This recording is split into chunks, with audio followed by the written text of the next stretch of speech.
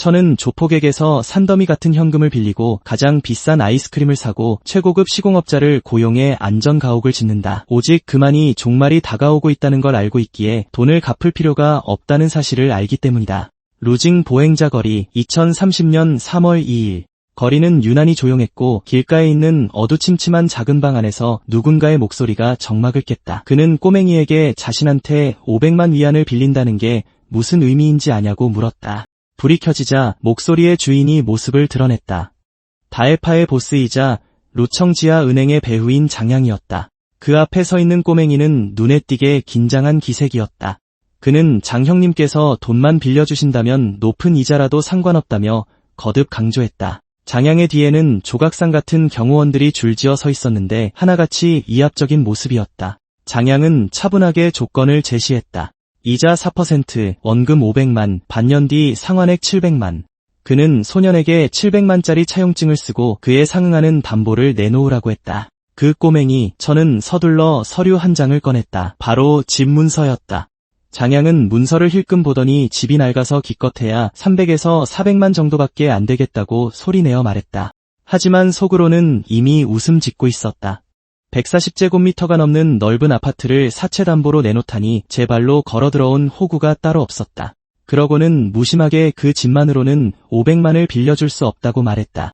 그 말을 들은 천은 당황하여 기도하듯 두 손을 모았다. 그는 거래를 깨지 말아달라며 400만이라도 괜찮다고 애원했다. 용한 점쟁이가 말하길 자신의 운세가 치솟고 있으니 분명 몇 배로 불려 갚을 수 있다고 덧붙였다.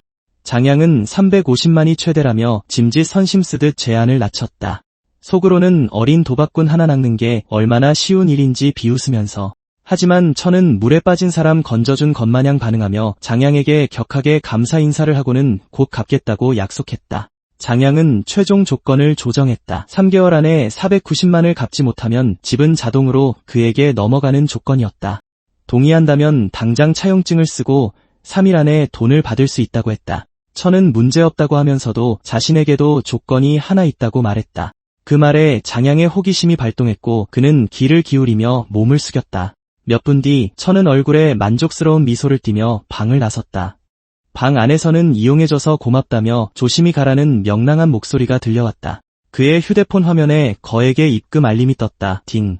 모바일 계좌 입금 350만.0 위안. 천은 속에서 터져나오는 웃음을 참을 수가 없었다. 그에게 이 모든 상황은 코미디나 다름없었다. 한 달 뒤면 세상에 종말이 닥친다.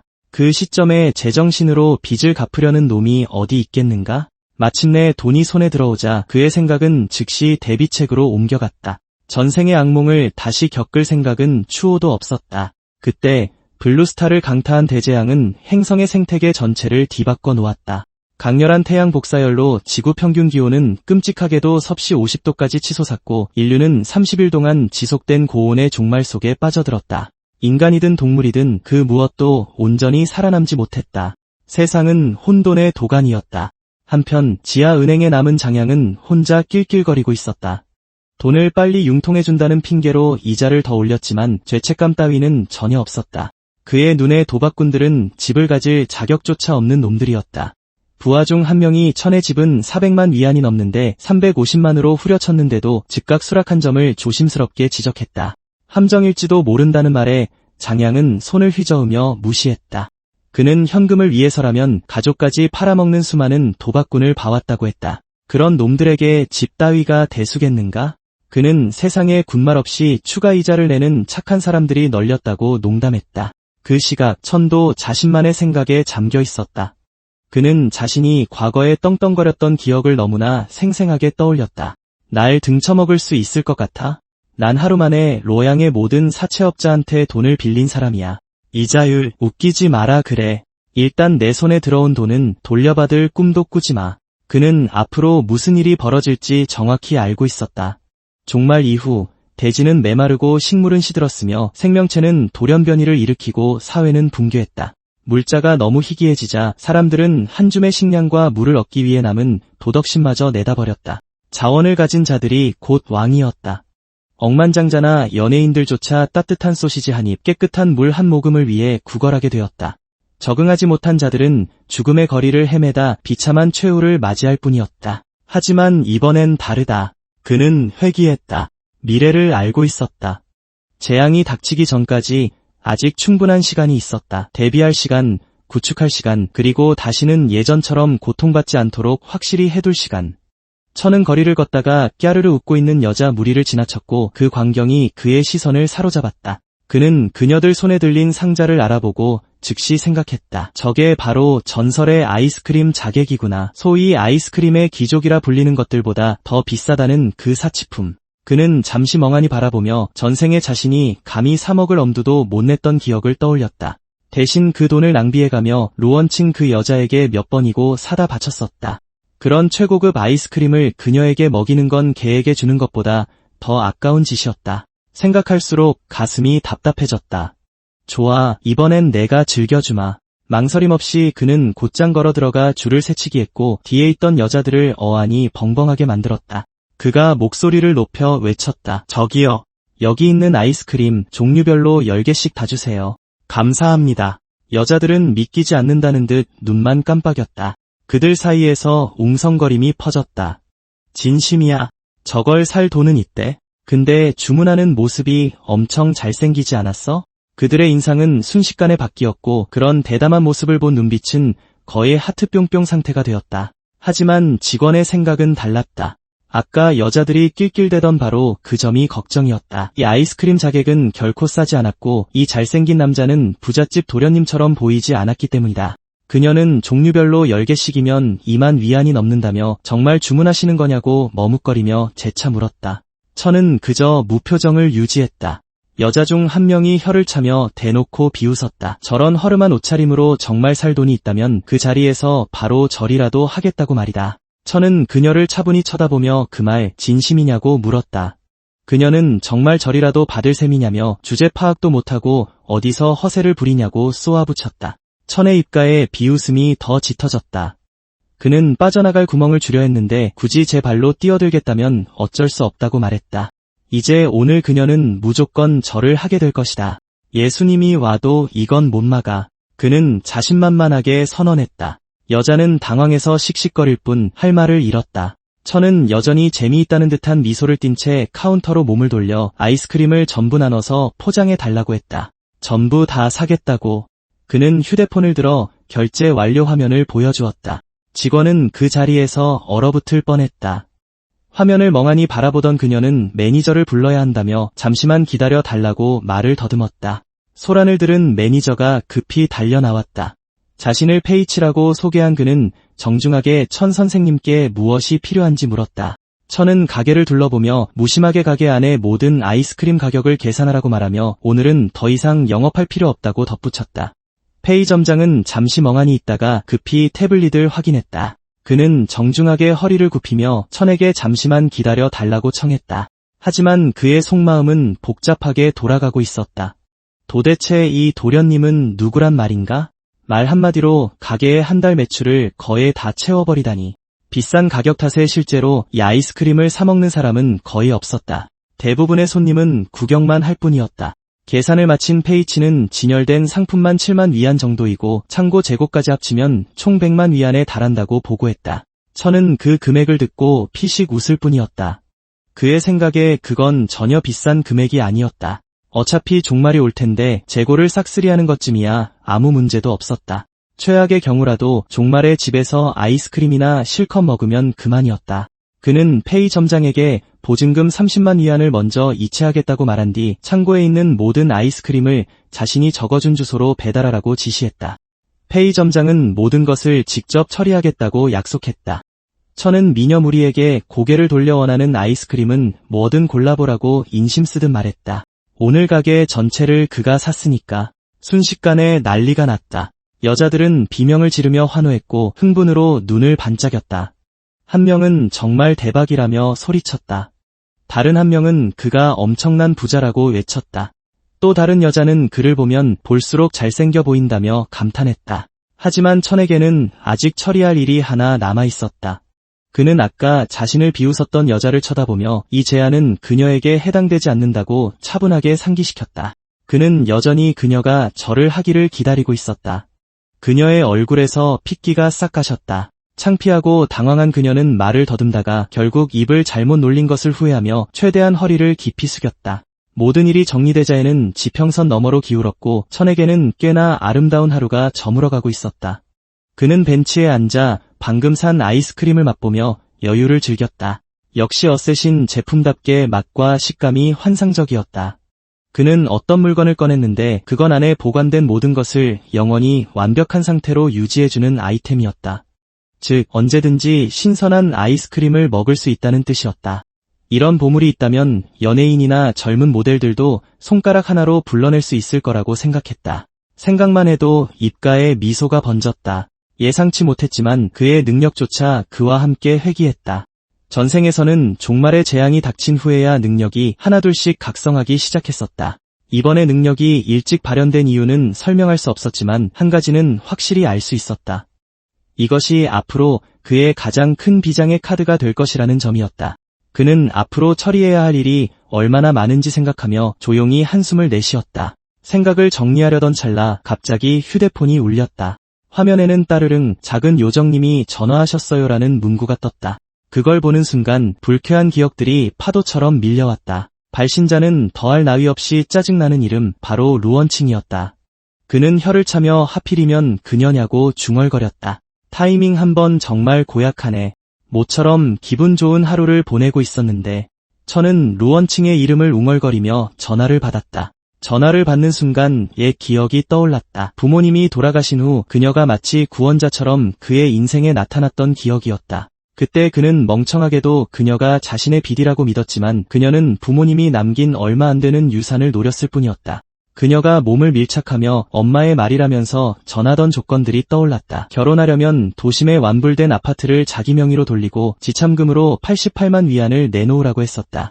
지금 생각해보니 그녀는 그의 저축이 바닥날 때까지 끊임없이 손을 벌리는 및 빠진 독이 분명했다. 그녀는 늘 우리 가족을 위해서라며 합리화했고 낡았다는 핑계로 본가까지 팔라고 부추겼었다. 결국 그녀는 자신이 원하는 고급 아파트를 사기 위해 대대로 내려온 고택마저 팔게 만들었다. 그는 나중에 바닥에 내동댕이 쳐진 채 그녀가 자신을 소위 도련님에게 소개하던 순간을 기억했다. 그녀는 그가 바로 특별한 재료의 조건에 맞는 사람이라고 말했었다.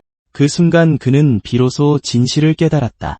종말 속에서 그녀를 지키기 위해 모든 것을 바쳤지만 그녀는 망설임 없이 더 강력한 후원자에게 그를 팔아넘겼던 것이다. 그 후원자는 그를 힐끗 보더니 별로 특별할 것도 없다며 굳이 이런 놈을 잡아먹어야 하느냐고 빈정거렸었다. 결국 그는 온전한 시체조차 남기지 못하고 죽었다. 다시 얻은 기회를 손에 쥔 천은 그저 피식 웃을 뿐이었다. 루원칭이 제 발로 찾아왔으니 구원을 청산하는 게 도리였다. 잠시 후 최고급 호텔에 있던 그는 다정한 목소리로 전화를 받으며 무슨 일이냐고 물었다. 그녀는 친구들과 놀다가 아끼던 금목걸이를 잃어버렸다며 너무 속상해서 가슴이 찢어질 것 같다고 하소연했다. 천은 당장 하나 더 사주면 된다는 듯 행동했지만 그녀는 하나로는 부족하다며 번갈아 낄 수 있게 10개는 사달라고 졸랐다. 그는 그녀의 말을 따라하며 흔쾌히 동의하는 척장단을 마쳤다. 그녀가 언제부터 이렇게 통이 커졌냐고 묻자 그는 최근 운이 좋았다고 대답했다. 가상화폐에 투자해서 소소하게 재미를 좀 봤으니 그녀에게 돈을 쓰는 건 당연하다고 말했다. 그 말을 들은 그녀는 걱정스러운 말투로 혹시 사기당한 거 아니냐며 가상화폐는 왠지 수상해 보인다고 말했다. 천은 투자가 사기인지 아닌지는 중요하지 않다고 설명했다. 그녀는 그저 다음 판에서 그가 돈을 버는지 지켜보기만 하면 된다고 했다. 그는 짤짤이는 이제 지겨워서 이번엔 거액의 원금을 대출받아 크게 한탕할 생각이라고 말했다. 대출에 보증인이 필요하니 도와달라고 부탁하며 승인만 되면 수고비로 대출금의 5%를 주겠다고 약속했다. 그가 말하는 도중 수화기 너머로 왜 이렇게 준비가 늦냐고 짜증내는 남자의 목소리가 들렸다. 루원칭은 즉시 자기야라고 부르며 금방 끝난다고 황급히 대답했다. 하지만 속으로는 이해득실을 따지고 있었다. 이 늙은 남자와 하룻밤을 보내면 고작 5천 위안이지만 천을 위해 서류에 서명만 하면 5만 위안이 생긴다. 그녀에게 리스크 따윈 없어 보였다. 그저 서명 하나일 뿐이고 겁쟁이인 천샤오가 감히 자기를 속일 리 없다고 믿었으니까. 통화가 끝나자 천은 루원칭을 기다리겠다고 속으로 생각했다. 그 후 그는 준비 작업으로 관심을 돌리며 이제 요새를 지을 때라고 결심했다. 그는 한 달 안에 이곳을 철통 같은 요새로 만들 계획이었다. 모든 창문에 방탄 복합 유리를 설치하고 숨겨진 방범창을 달며 벽은 3m 두께의 방탄 외벽으로 보강하고 진도 8의 지진도 견디는 내진 설계를 원했다. 그는 계속해서 요구사항을 나열했다. 3m 보안 유리, 옥상 전체를 덮는 태양광 패널과 독립에너지 시스템, 외부 독소를 차단하는 공기정화 및 여과 장치, 72시간 산소 공급과 내부 물순환 장치를 갖춘 자율생태계, 방폭문, 그리고 생체 인식과 기계적 인증이 결합된 출입 통제 시스템까지. 이 모든 것을 듣던 시공업자는 엄청난 규모의 요구에 압도되어 식은땀을 흘리기 시작했다. 속으로 그는 천이 정말 망상에 빠진 생존주의자인지 아니면 공상과학 영화를 너무 많이 본 건지 의심했다. 그가 입을 열기도 전에 천은 진지한 표정으로 다가와 불가능하냐고 물으며 이력서에 재벌들의 안전가옥을 설계한 방어 전문가라고 적혀있지 않았냐고 상기시켰다. 시공업자는 천 선생님의 요구가 매우 독특하고 최고급 사양이라 예산이 문제가 될 수 있다고 조심스럽게 언급했다. 하지만 속으로는 쾌재를 불렀다. 천을 돈을 펑펑 써대는 종말론에 세뇌된 또 다른 호구 부자라고 확신했기 때문이다. 그가 더 말하기 전에 천은 거액을 보여주며 보증금으로 100만 위안을 걸 테니 잔금은 알아서 부르라고 말했다. 시공업자는 멍해졌다. 가격을 마음대로 부르라니 꿈만 같았고 그는 속으로 한 방에 경제적 자유를 이뤄줄 돈 많은 바보를 만났다며 쾌재를 불렀다. 천은 자재와 품질을 최우선으로 여기며 모든 것이 검사를 통과해야 한다고 덧붙이며 열정적으로 악수를 청했다. 시공업자는 문제없다며 자신있게 약속했고 바위처럼 튼튼하게 지어주겠다고 장담했다. 하지만 두 남자는 말과는 정반대의 생각을 하고 있었다. 천은 종말이 오면 시공업자가 자신을 찾지도 못할 테니 잔금 받을 생각은 꿈도 꾸지 말라고 속으로 비웃었다. 반면 시공업자는 얼마나 철저하게 바가지를 씌울지 계획하고 있었다.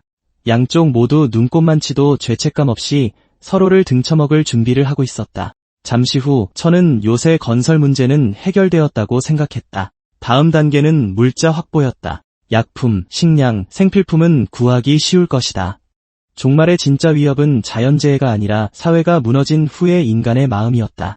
냉병기는 어느 철물점에서나 살 수 있었지만 치명적인 타격을 줄 수 있는 총기는 구하기가 훨씬 어려웠다.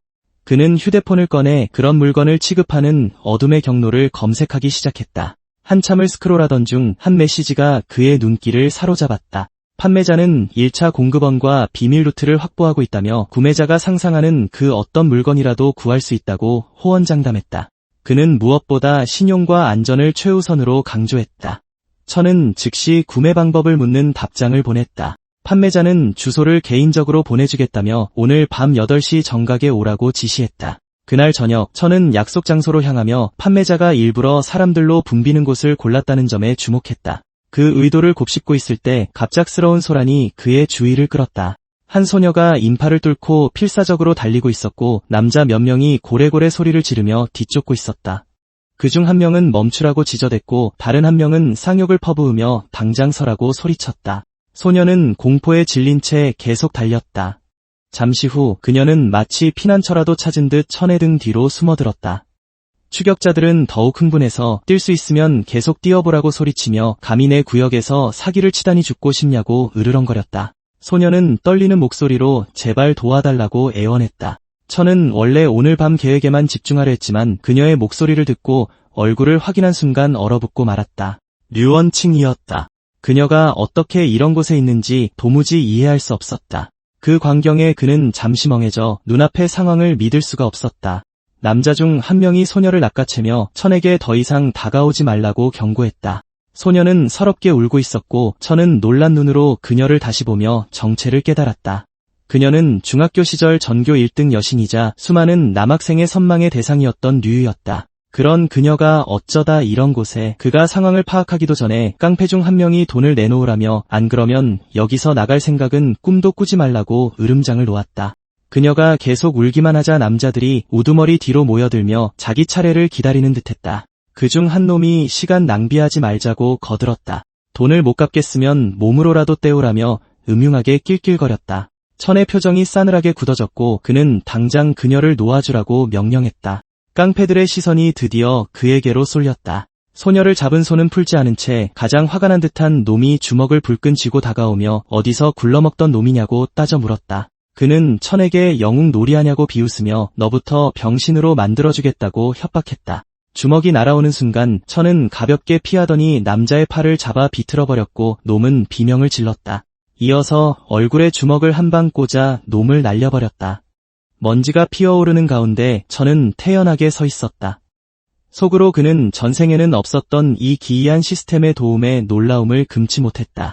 리유유도 그를 알아보고 믿기지 않는다는 듯 이름을 불렀다. 하지만 그녀를 잡고 있던 남자가 팔에 힘을 주며 움직이면 인연을 죽여버리겠다고 천을 협박했다.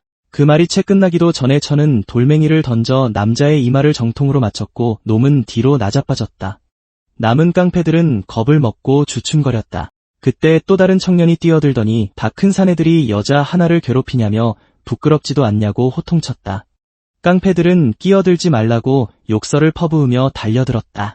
천과 그 청년은 말 한마디 없이 나란히 서서 싸웠다. 정면에서 덤비는 놈은 천이 주먹으로 눕혔다. 뒤에서 기습하려는 놈은 청년이 막아내고 반격했다. 양아치들이 하나둘 쓰러졌고 천은 놈들이 다시 일어나지 못하게 확인 사살하듯 걷어찼다. 마지막 놈까지 쓰러지자 천은 차갑게 꺼지라고 일갈했다. 그 순간 머릿속에 알림음이 울렸다. 공포 플러스 1, 패닉 플러스 1, 격통 플러스 1, 절망 플러스 1, 굴욕 플러스 1, 부정적 감정 수치 최초 열 돌파. 공간 확장 권한이 해제되었습니다. 양아치들이 공포에 질려 달아나는 동안 천의 머릿속엔 능력을 키우려면 부지런히 감정을 수확하라는 메시지가 떠올랐다. 천은 부정적 감정을 수집한다는 개념이 꽤 재미있고 흥미로운 능력이라고 생각했다. 리유유는 아직 떨리는 몸으로 바닥에 주저앉아 여기서 만날 줄은 몰랐다며 고맙다고 했다. 천은 그녀를 부드럽게 일으켜 세우며 다친 곳은 없는지 묻고 몸을 가릴 것을 건네주었다. 그녀는 다시 한번 고마워했지만 급한 일이 있어 빨리 가봐야 한다고 했다. 천은 조심하라고만 당부했다. 아까 뛰어들었던 청년이 다가와 영웅이 미녀를 구했다며 너스레를 떨고는 자신을 묵항이라고 소개했다. 그 이름을 들은 천은 운명이 수고를 덜어주었다고 생각했다. 묵항은 바로 그가 만나기로 했던 사람이었다. 묵항은 놀라워하며 이건 운명이라더니 갑자기 폼을 잡으며 외쳤다. 천왕계지호, 천왕계지호. 천은 바보 같다고 대꾸했다. 묵항은 당황해서 얼어붙었다. 천의 머릿속에 알림이 연달아 떴다. 어안이 벙벙한 플러스 1, 멍한 플러스 1, 어색한 플러스 1. 천은 헛기침을 하며 분위기를 수습하려 아무 말이나 던지며 농담이었다고 둘러댔다. 묵항의 쪽팔림을 덜어주려 그 우스꽝스러운 포즈를 따라 하기까지 했다. 묵항은 빵 터지더니 천 보고 못 말린다며 따라오라고 손짓했다. 그들은 한적한 곳으로 이동했고 묵항은 총기가 가득 든 상자를 열었다. 그는 러시아제라 튼튼하고 확실하지만 총알이 많지 않으니 아껴 쓰라고 설명했다. 천의 실력이 보통이 아닌 것 같으니 인연을 맺는 셈치고 우정가로 주겠다고 제안했다. 천은 고맙다며 수락했다. 묵항은 천의 몸놀림이 전문가 같다고 칭찬하며 더 질문 없으면 거래를 마무리하자고 했다.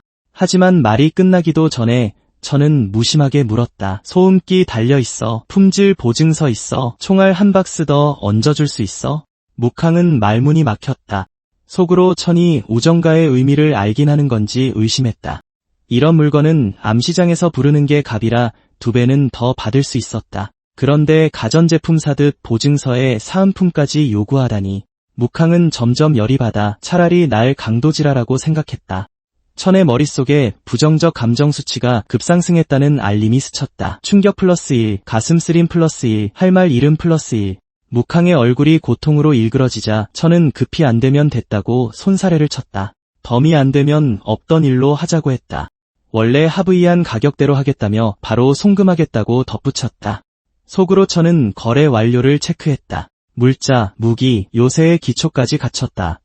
이제 마지막 조각 하나만 남았다. 그날 밤 호화로운 호텔 스위트룸 창가에 붉은 드레스를 입은 여자가 달빛을 받으며 서 있었다. 그녀가 뒤를 돌자 천은 허리를 감싸 안으며 너무 오래 기다리게 해서 다리가 다 아프다고 투정 부렸다.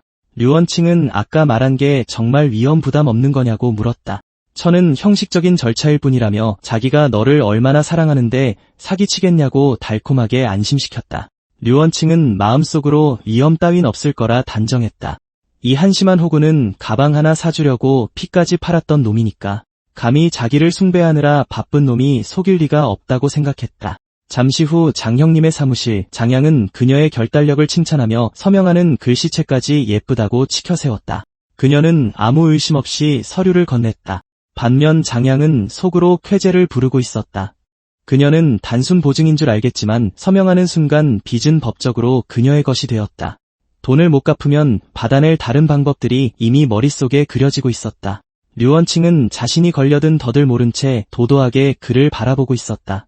한편 천은 그 모든 걸 지켜보며 그녀가 스스로 노예 계약서에 서명하고 있다고 생각했다. 그녀의 탐욕과 멍청함, 근거 없는 자신감이 안전가옥 공사비 잔금을 완벽하게 해결해 줄 것이다. 예상보다 훨씬 순조롭게 진행된 일에 그는 속으로 그녀에게 감사를 표했다. 잠시 후 시공업자가 천에게 완성된 안전가옥을 자랑스럽게 보여주었다. 그는 모든 자재가 최고 군사 등급이라며 단열, 방음, 방폭, 방탄은 물론 소형 핵폭탄 충격파도 견딜 수 있다고 장담했다. 채는 품질을 인정하며 그에게 감사를 표했다. 시공업자는 호탕하게 웃으며 일이 더 필요하면 언제든 부르라고 했다.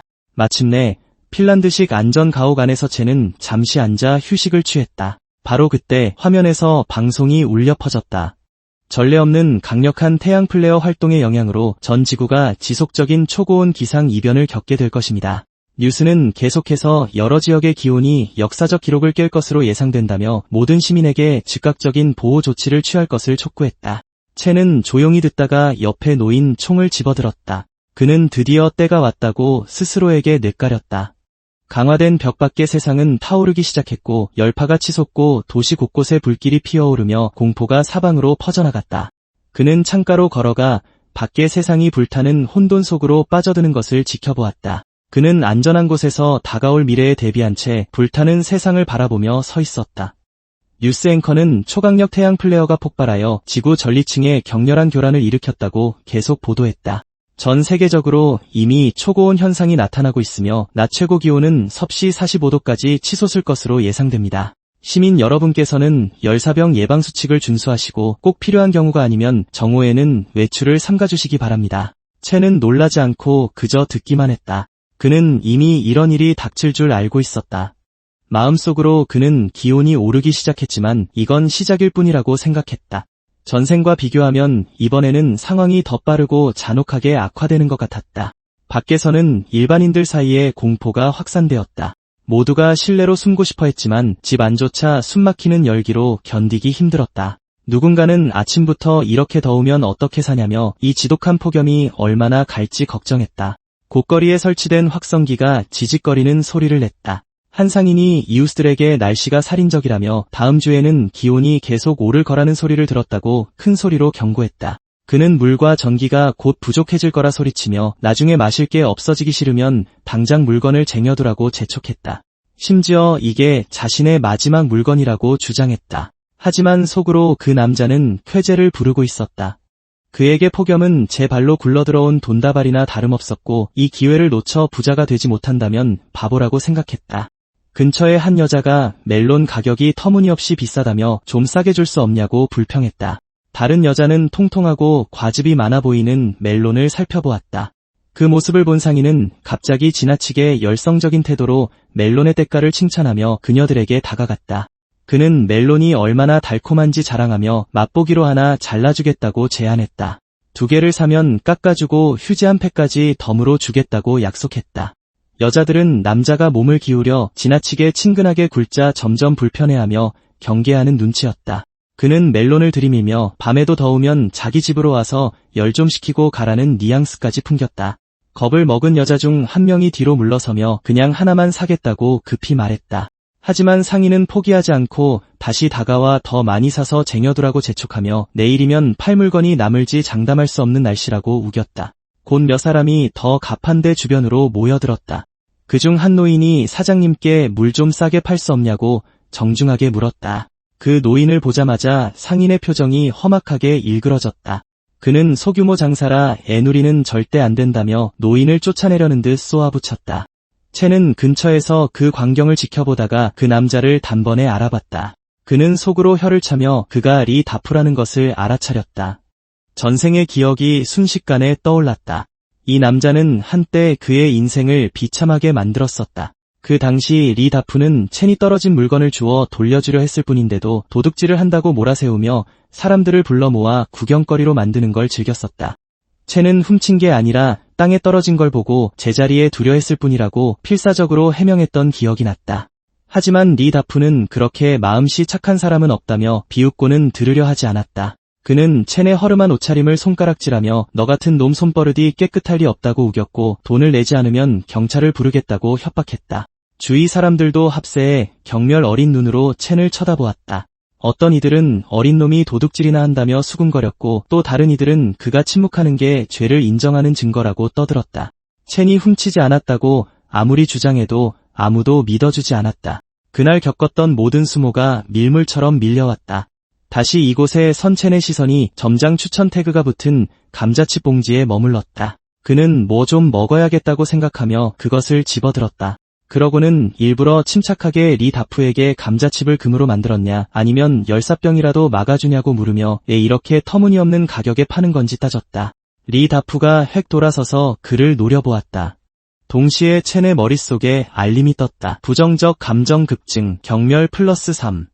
상인은 즉시 감자칩을 낚아채며 돈 없으면 꺼지라고 소리쳤고 물건 망가뜨리면 보상할 수나 있냐고 따져 물었다. 또 다른 알림이 뒤따랐다. 짜증 플러스 6. 첸은 그저 희미하게 웃으며 말했다. 사장님, 보물들을 그렇게 많이 껴안고 있으니 밤에 잠이나 오겠소? 조심하는 게 좋을 거요. 원래 물건이란 건 도둑 맞기 마련이니까. 리 사장은 순간 저주라도 받은 기분이 들어 누구한테 악담을 퍼붓냐며 버럭 화를 냈다. 그는 첸을 때려주겠다며 위협했고 더위를 먹어서 뇌가 익어버린 게 분명하다고 비웃었다. 하지만 첸은 침착하게 그를 진정시키며 툭 던지듯 물었다. 요즘 불면증에 생생한 꿈, 무기력증, 식은땀에 시달리지 않나? 그 질문에 리 사장은 허를 찔렸다. 그는 그런 증상이 좀 있긴 하다며 중얼거렸고 창고 풍수지리에 문제가 있나 의심하기도 했다. 첸은 그럴 줄 알았다며 자신있게 그의 입을 막고는 리 사장의 인당이 어둡다고 지적했다. 전형적인 허증이군. 그 말은 리 사장의 뚜껑을 완전히 열리게 했다. 그는 첸에게 욕설을 퍼붓고 내 놈 집안 전체가 허약한 놈들이라며 소리치고는 주먹을 휘둘렀다. 첸은 가볍게 주먹을 피했다. 그는 태연하게 막대 사탕을 집어 입에 물고는 사장에게 건강 좀 챙기라고 충고했다. 화를 너무 내면 몸 상한다며 특히 리 사장 같은 상태라면 더더욱 그렇다고 경고했다. 말을 하면서 그는 동전 몇 개를 바닥에 던지며 차갑게 말했다. 조심 안 하면 요절할 수도 있어. 그는 막대 사탕의 달콤함을 즐기며 뒤돌아섰고 리 사장은 바닥에 떨어진 동전을 멍하니 쳐다보았다. 첸의 머릿속에 즉시 알림이 울렸다. 강한 부정적 감정 감지, 분노 플러스 20. 밤이 되자 길고양이 한 마리가 무언가를 입에 물고 거리를 지나갔다. 안전가옥 안에서 첸은 밤하늘을 바라보며 전생을 회상했다. 분노를 삼키며 남들에게 짓밟히도록 내버려 둬던 시절을. 이번에는 이자까지 쳐서 모든 걸 되찾아올 작정이었다. 그는 아까 공간 확장을 잠금 해제했던 것을 떠올렸다. 방금 리 다프가 제공한 감정 점수면 사용하기에 충분했다. 알림이 뒤따랐다. 부정적 감정 소모. 20. 저장 공간이 200세제곱미터로 확장되었습니다. 보이지 않는 기운이 첸을 감쌌고 아주 잠시 동안 그의 손이 다른 차원으로 통하는 문을 스친 듯한 느낌이 들었다. 동이 트자 열기는 이미 압도적이었다. 참새들조차 치솟는 기온에 힘겨워했다. 거리 아래 리 사장은 가판대로 돌아왔다가 얼어붙고 말았다. 어디를 둘러봐도 그를 기다리는 건 단 하나, 뿐이었다. 경악한 그는 물건이 다 어디 갔냐며 누가 이런 짓을 했냐고 믿을 수 없다는 듯 소리쳤다. 요새화된 집안의 안전한 곳에서 첸은 또 다른 알림이 뜨는 것을 보며 여유롭게 탄산음료를 홀짝였다. 부정적 감정 플러스 66. 음료 맛은 훌륭했지만 그는 이게 시작일 뿐이라는 걸 알고 있었다. 더 많은 것이 기다리고 있었다. 리 사장은 완전히 이성을 잃었다. 그는 가게 주변을 미친 듯이 뛰어다니며 소리 지르고 욕설을 퍼붓고 누가 물건을 훔쳐갔냐고 따져 물었다. 그는 바닥에 주저앉아 버러지 일을 받아들이지 못한 채 거의 울부짖었다. 그에게는 이 상황이 종말보다 더 끔찍했다. 세상이 망하는 것보다 하룻밤새 재고를 몽땅 날린 게 훨씬 더 무서웠던 것이다. 주변 사람들이 수군대기 시작했다. 한 사람은 리 사장이 가격을 올리려고 자작극을 벌인 게 아니냐며 소리내어 의심했다. 다른 사람은 슈퍼마켓마저 텅 비면 어떻게 살아야 하냐며 걱정했다. 한 노파가 어젯밤 이 근처에서 검은 그림자가 떠다니는 걸 봤다고 주장했고 다른 누군가가 바로 정말이냐고 되물었다. 하지만 이 사장은 그 말을 전혀 믿으려 하지 않았다. 그는 말도 안 되는 소리라며 세상에 귀신 같은 건 없다고 소리쳤다. 하지만 그가 고함을 지르는 동안에도 첸의 머릿속에는 알림이 조용히 쌓여가고 있었다. 강렬한 부정적 감정 감지, 분노 플러스 12, 공포 플러스 3, 의심 플러스 4. 첸은 마치 구경꾼처럼 근처에 서서 그 모든 상황을 지켜보고 있었다. 그는 태연하게 과자를 먹으며 남의 불행을 반찬 삼아 먹으니 과자 맛이 꿀맛이라고 생각했다. 그는 옅은 미소를 지으며 이다프의 감정 배출량이 놀라울 정도로 안정적이라고 혼잣말을 했다. 그가 다시 봉지 안으로 손을 뻗으며 일부러 포장지가 보이게끔 슬쩍 내비쳤다. 그 순간 이 사장의 눈알이 튀어나올 듯 커졌다. 그는 저게 자기 물건이라며 비명을 지르고는 미친 사람처럼 달려들었다. 첸은 침착하게 봉지를 들어 올리며 이렇게 터무니없는 가격에 파는 걸 보니 이 감자칩이 금으로 만들어졌거나 열사병이라도 막아주는 거냐고 비꼬았다. 이 사장은 즉시 그를 알아보고 분노에 차 으르렁거렸다.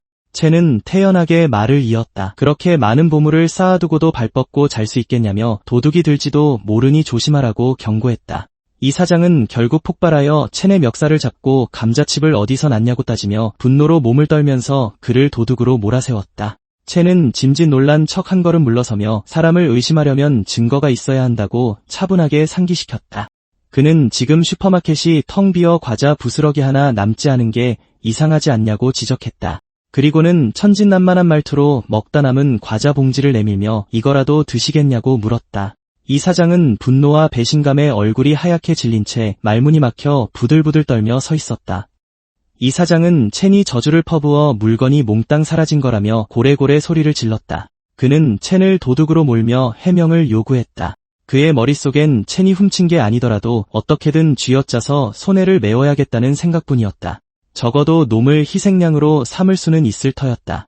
첸의 시야에 또 다른 알림이 조용히 떠올랐다.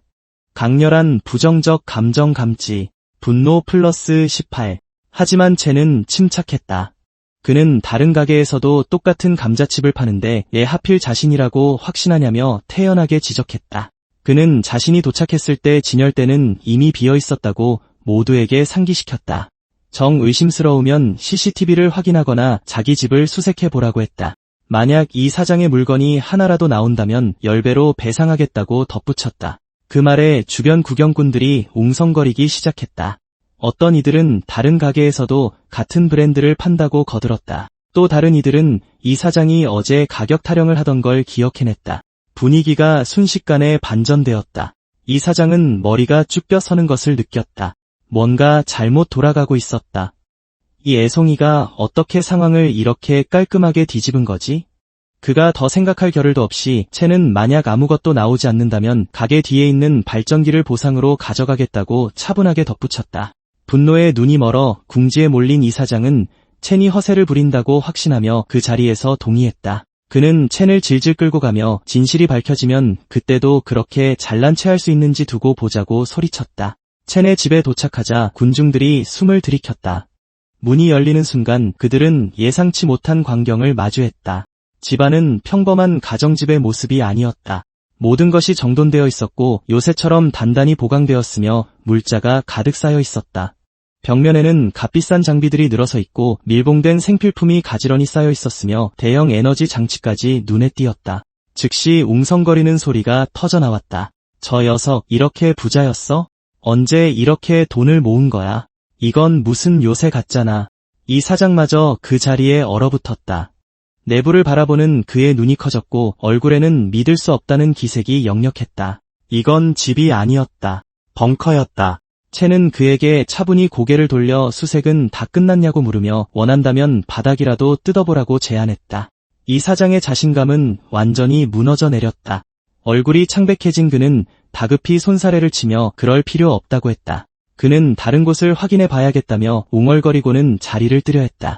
하지만 그가 도망치기도 전에 첸이 손을 뻗어 그의 팔을 꽉 붙잡았다. 첸은 옅은 미소를 지으며 방금 전의 약속을 상기시켰다. 아무것도 나오지 않으면 발전기는 자신의 것이라고. 이 사장의 몸이 굳어버렸다. 그는 얼굴을 일그러뜨리며 오해였다고 둘러대고는 굳이 이렇게까지 해야겠냐며 발을 빼려 했다. 하지만 이미 군중들이 지켜보고 있었고 첸의 차분한 눈빛은 단호했다. 이번엔 빠져나갈 구멍이 없었다. 채는 그에게 차분히 물었다. 남에게 누명을 씌울 때는 애 한 발 물러설 생각을 하지 않았냐고. 그 순간 첸의 머릿속에 또 다른 알림이 떴다. 강렬한 부정적 감정 감지. 조바심 플러스 8. 구경꾼들이 수군거리기 시작했다. 남자가 한 입으로 두말하면 쓰나 꼴 좋다며 수군거리는 이들도 있었다. 다른 이들은 자업자득이라며 비웃었다. 그 소리를 들은 이다프의 얼굴이 분노로 일그러졌다. 그는 첸에게 너무하는 거 아니냐고 따지며 이 정도면 체면을 세워준 거라고 소리쳤다. 그러고는 예고도 없이 첸을 향해 주먹을 휘둘렀다. 첸은 가볍게 공격을 막아내고는 깔끔한 동작으로 남자의 팔을 비틀었다. 이다프는 비명을 지르며 바닥에 쓰러졌고 고통에 찬 손을 부여잡았다. 새로운 알림이 나타났다. 강렬한 부정적 감정 감지, 고통 플러스 73. 이를 악문 이다프는 결국 굴복하며 당장 발전기를 옮길 테니 제발 멈추라고 소리쳤다. 첸은 차분하게 서두르는 게 좋을 거라고 상기시키며 기온이 더 오르면 밖으로 나오는 것조차 불가능해질 거라고 지적했다. 그는 발전기 없이는 앞으로 버티기 힘들 거라고 냉정하게 덧붙였다. 또 한 번 감정 데이터가 쏟아져 들어왔다. 굴욕 플러스 30, 고통 플러스 86, 공포 플러스 101. 첸은 모든 것이 계획대로 흘러가고 있음을 알기에 무표정하게 지켜보았다. 상황이 정리되자마자 그의 전화벨이 다시 울렸다. 류원칭이었다. 그녀는 며칠 전부터 낯선 남자들이 자기를 미행하고 있다며 불안한 목소리로 말했다. 사채업자들 같은데 이유를 모르겠다고 했다. 예전에 뭐 서명한 것 때문 아니냐고? 첸은 이미 답을 알고 있었다. 그는 조용히 서서 듣기만 할 뿐 그저 희미한 미소를 지었다. 이 또한 계획의 일부였고 이제 막 시작일 뿐이었다. 더 큰 게 남아있었다. 그 악녀는 다에파 사람들이 왜 자기를 찾냐며 첸이 자기에게 거짓말을 한 거냐고 따져 물었다. 그녀의 목소리엔 화와 의심이 섞여 있었다. 첸은 너무 깊게 생각하지 말라며 차분하게 대답했다. 자기가 그녀를 위해 얼마나 헌신하고 마음을 쏟았는데 어떻게 거짓말을 하겠냐고. 자기를 의심하는 말에 상처받은 듯한 말투였지만 그건 겉모습일 뿐이었다. 속으로는 다에파 멍청이들이 생각보다 더 성급하다고 생각하고 있었다. 그는 미행하는 놈들이 집이 어딘지 아냐고 정확히 뭐라고 했냐고 물었다. 악녀는 아직 주소는 모르는 것 같다며 샛길로 빠져서 따돌렸다고 말했다. 그녀는 그에게 허튼 수작 부리지 말라고 경고하며 도대체 무슨 일이냐고 따져 물었다. 천은 그녀가 너무 예민하게 생각하는 거라며 아마 사람을 잘못 본 것 같다고 안심시켰다. 그는 말하면서 일부러 주변에 쌓인 음식과 물자가 보이도록 했다. 그것들을 본 순간 그녀의 눈이 믿을 수 없다는 듯 커졌다. 그녀는 어떻게 아직도 그렇게 많은 물건이 있는지 묻지 않을 수 없었다. 천은 설명하지 않았다.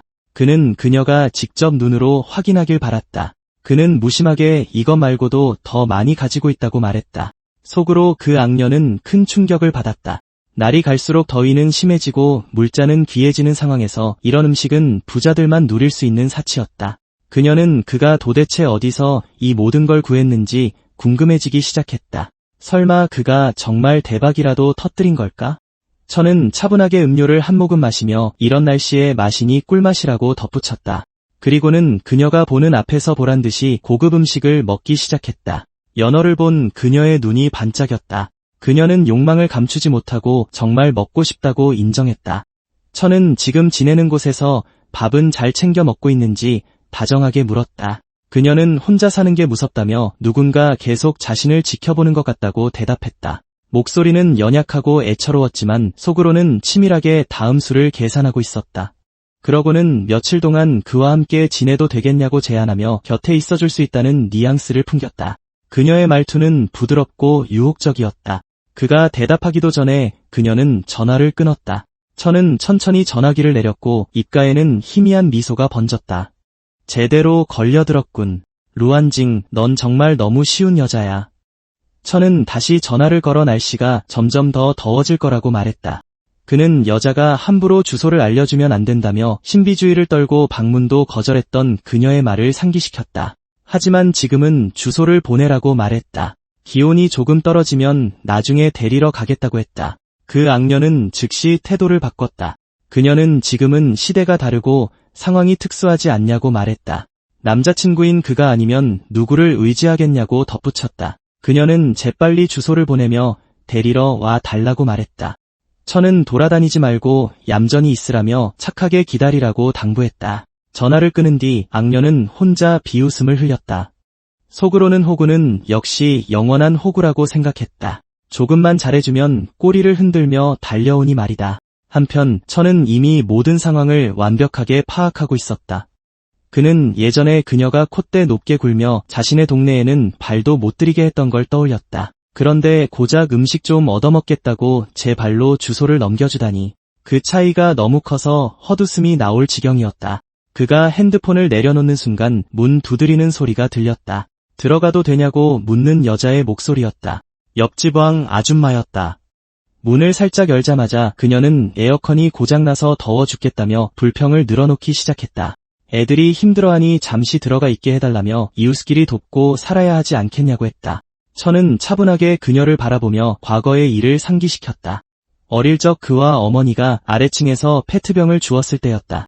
그때 그녀는 손가락질하며 거지라고 불렀고 경비원을 시켜 쫓아내기까지 했었다. 그 기억에 그녀는 확실히 불편한 기색을 보였다. 그녀는 다 지난 일이라며 사내 자식이 뒤끝 있게 옛날 일을 마음에 담아둔다며 도리어 비난했다. 천은 가볍게 고개를 끄덕이며 자신이 매정할 진 몰라도 에어컨은 빵빵하다고 대꾸했다. 그러고는 그녀의 면전에서 문을 닫아버렸다. 밖에서 왕 아줌마는 인정머리 없다며 욕을 퍼붓고 부모 욕까지 해댔다. 하지만 천은 더 이상 신경 쓰지 않았다. 그의 시야에 조용히 알림이 떴다. 강렬한 부정적 감정 감지 분노 플러스 18. 강렬한 부정적 감정 감지 분노 플러스 20. 천은 그저 평온할 뿐이었다. 그는 자격 있는 사람만 돕기로 오래전에 결심했다. 다른 사람들은 알아서 살아남아야 했다. 그 후 천은 침착하게 핸드폰을 꺼내 유심을 갈아 끼우고 컴퓨터를 켰다. 그는 마치 사소한 일을 이야기하듯 무심한 어조로 전화를 걸었다. 그는 상대방에게 류원징이 어디 사는지 안다며 이미 주소를 보냈다고 말했다. 혼자 살고 있으니 찾기 쉬울 거라는 말까지 덧붙였다. 통화가 끝나자 천은 의자에 기대어 창밖을 바라보았다. 밖은 여전히 타는 듯이 뜨겁고 숨막히는 공기로 가득했지만 그는 묘하게 편안함을 느꼈다. 더위는 더 이상 그를 괴롭히지 못했다. 가슴 속으로 퍼지는 평온함에 비하면 바깥 세상은 멀고 하찮게 느껴질 정도였다. 그는 조용히 숨을 내쉬며 드디어 진짜 쇼가 시작되려 한다고 생각했다. 그 악녀는 거울을 보며 자신의 미모에 감탄하고 자아도취에 빠져 있었다. 곧 천지아오의 시원한 에어컨 방으로 들어갈 수 있을 거란 생각에 들떴다. 그가 제공할 안락한 삶을 상상하며 오직 그런 걱정 없는 삶만이 자신에게 어울린다고 생각했다. 그녀는 망상에 빠져 혼자 즐거워했다. 잠시 후 그녀는 담배에 불을 붙이고 물건들을 점검했다. 갑자기 문을 쾅쾅 두드리는 소리가 났다. 그녀는 벌써 왔냐며 문을 열러나갔고 속으로는 역시 호구라 그런지 안달이 났다고 생각했다. 하지만 서 있는 사람은 그녀가 예상한 사람이 아니었다. 게다가 한 명이 아니었다. 여러 명의 남자들이었다. 그녀는 즉시 왜 여기 왔는지 집은 어떻게 알았는지 물었다. 반응할 새도 없이 한 남자가 그녀를 밀치며 다에파에게 갚을 돈이 오늘 만기라고 말했다. 그녀는 돈은 천지아오가 빌린 거고 자기는 속아서 서명했을 뿐이니 그를 찾아가라고 급히 대꾸했다. 남자는 침착하게 계약서를 꺼내들며 서명이 명확히 박혀있으니 서명한 사람이 갚아야 한다고 말했다. 변명은 통하지 않는다고 했다. 그 순간 그녀는 마침내 깨달았다. 멍청한 호구라고 생각했던 남자가 이미 정신을 차리고 머리를 쓰기 시작했다는 것을. 깡패는 부하들에게 집을 뒤져 돈 될 만한 건 다 가져가라고 지시했다. 그들이 물건을 뒤지기 시작하자 그녀가 말리려 했지만 그들은 그녀를 거칠게 밀쳐냈다. 그녀는 천샤오에게 전화할 거라고 그가 곧 올 거라고 소리쳤다. 남자 중 하나는 그녀를 무시하고 소파에 털썩 앉아 그녀의 보석들을 훑어보았다. 자기 물건에 손을 대자 그녀는 공포에 질렸다. 하나도 뺏기고 싶지 않았다. 깡패는 물건들을 살펴보더니 이 정도로는 이자 갚기에도 턱없이 부족하다고 말했다. 형제들이 이 더위에 여기까지 왔는데 빈손으로 갈 순 없지 않냐고 덧붙였다. 그녀는 필사적으로 그들을 막으며 돈은 자신이 아니라 천지아오에게 있다고 말했다. 그녀가 그에게 물자가 많고 곧 자신을 데리러 올 거라고 말하자 깡패는 비웃음을 흘렸다. 그녀는 그가 올 때까지 기다렸다가 돈을 받으라고 말했다. 하지만 전화를 걸자 지금은 연결할 수 없다는 차가운 기계음만 들려왔다. 그녀는 믿을 수 없는 상황에 순간 얼어붙었다. 그녀는 공포에 질려 다시 걸어보지만 똑같은 안내 메시지만 들려올 뿐이다. 아무리 전화를 걸어도 아무도 받지 않는다. 숨소리는 거칠어지고 얼굴엔 식은땀이 흐르며 그녀의 표정은 서서히 어두워진다. 도대체 어떻게 이런 일이 일어날 수 있는지 믿기지 않는다. 그녀는 그가 바빠서 못 들은 게 분명하다며 당장 다시 걸어보겠다고 우긴다. 하지만 깡패는 휴대폰을 낚아채며 그녀에게 정말 멍청하다고 말한다. 그 녀석이 정말 돈을 갚아줄 거라 믿었냐며 널 팔아넘긴 게 분명하다고 비웃는다. 애초에 돈을 갚을 생각조차 없었던 놈이라고 덧붙인다. 그 순간 악녀는 드디어 진실을 깨닫는다. 바보라고 생각했던 그 남자는 결코 바보가 아니었다. 이번에 노란한 건 바로 자신이었다. 그녀는 힘없이 무슨 소리냐고 묻는다. 깡패는 입 닥치고 가만히 있으라고 윽박지른다. 그녀는 울면서 놔달라고 애원하며 돈과 물자는 천지아오한테 있으니 그를 찾아가라고 소리친다. 하지만 깡패는 그녀를 무시하고 질질 끌고 간다. 아무리 비명을 질러도 아무도 도와주러 오지 않는다. 이번에는 그녀를 구해줄 사람이 아무도 없다. 과거에 남들에게 저질렀던 모든 악행이 마침내 자신에게 되돌아오는 것이다. 한편 천지아오는 옆에서 전화벨이 계속 울리는 와중에도 태연하게 술을 즐기고 있다. 그는 전화를 받을 생각조차 하지 않는다.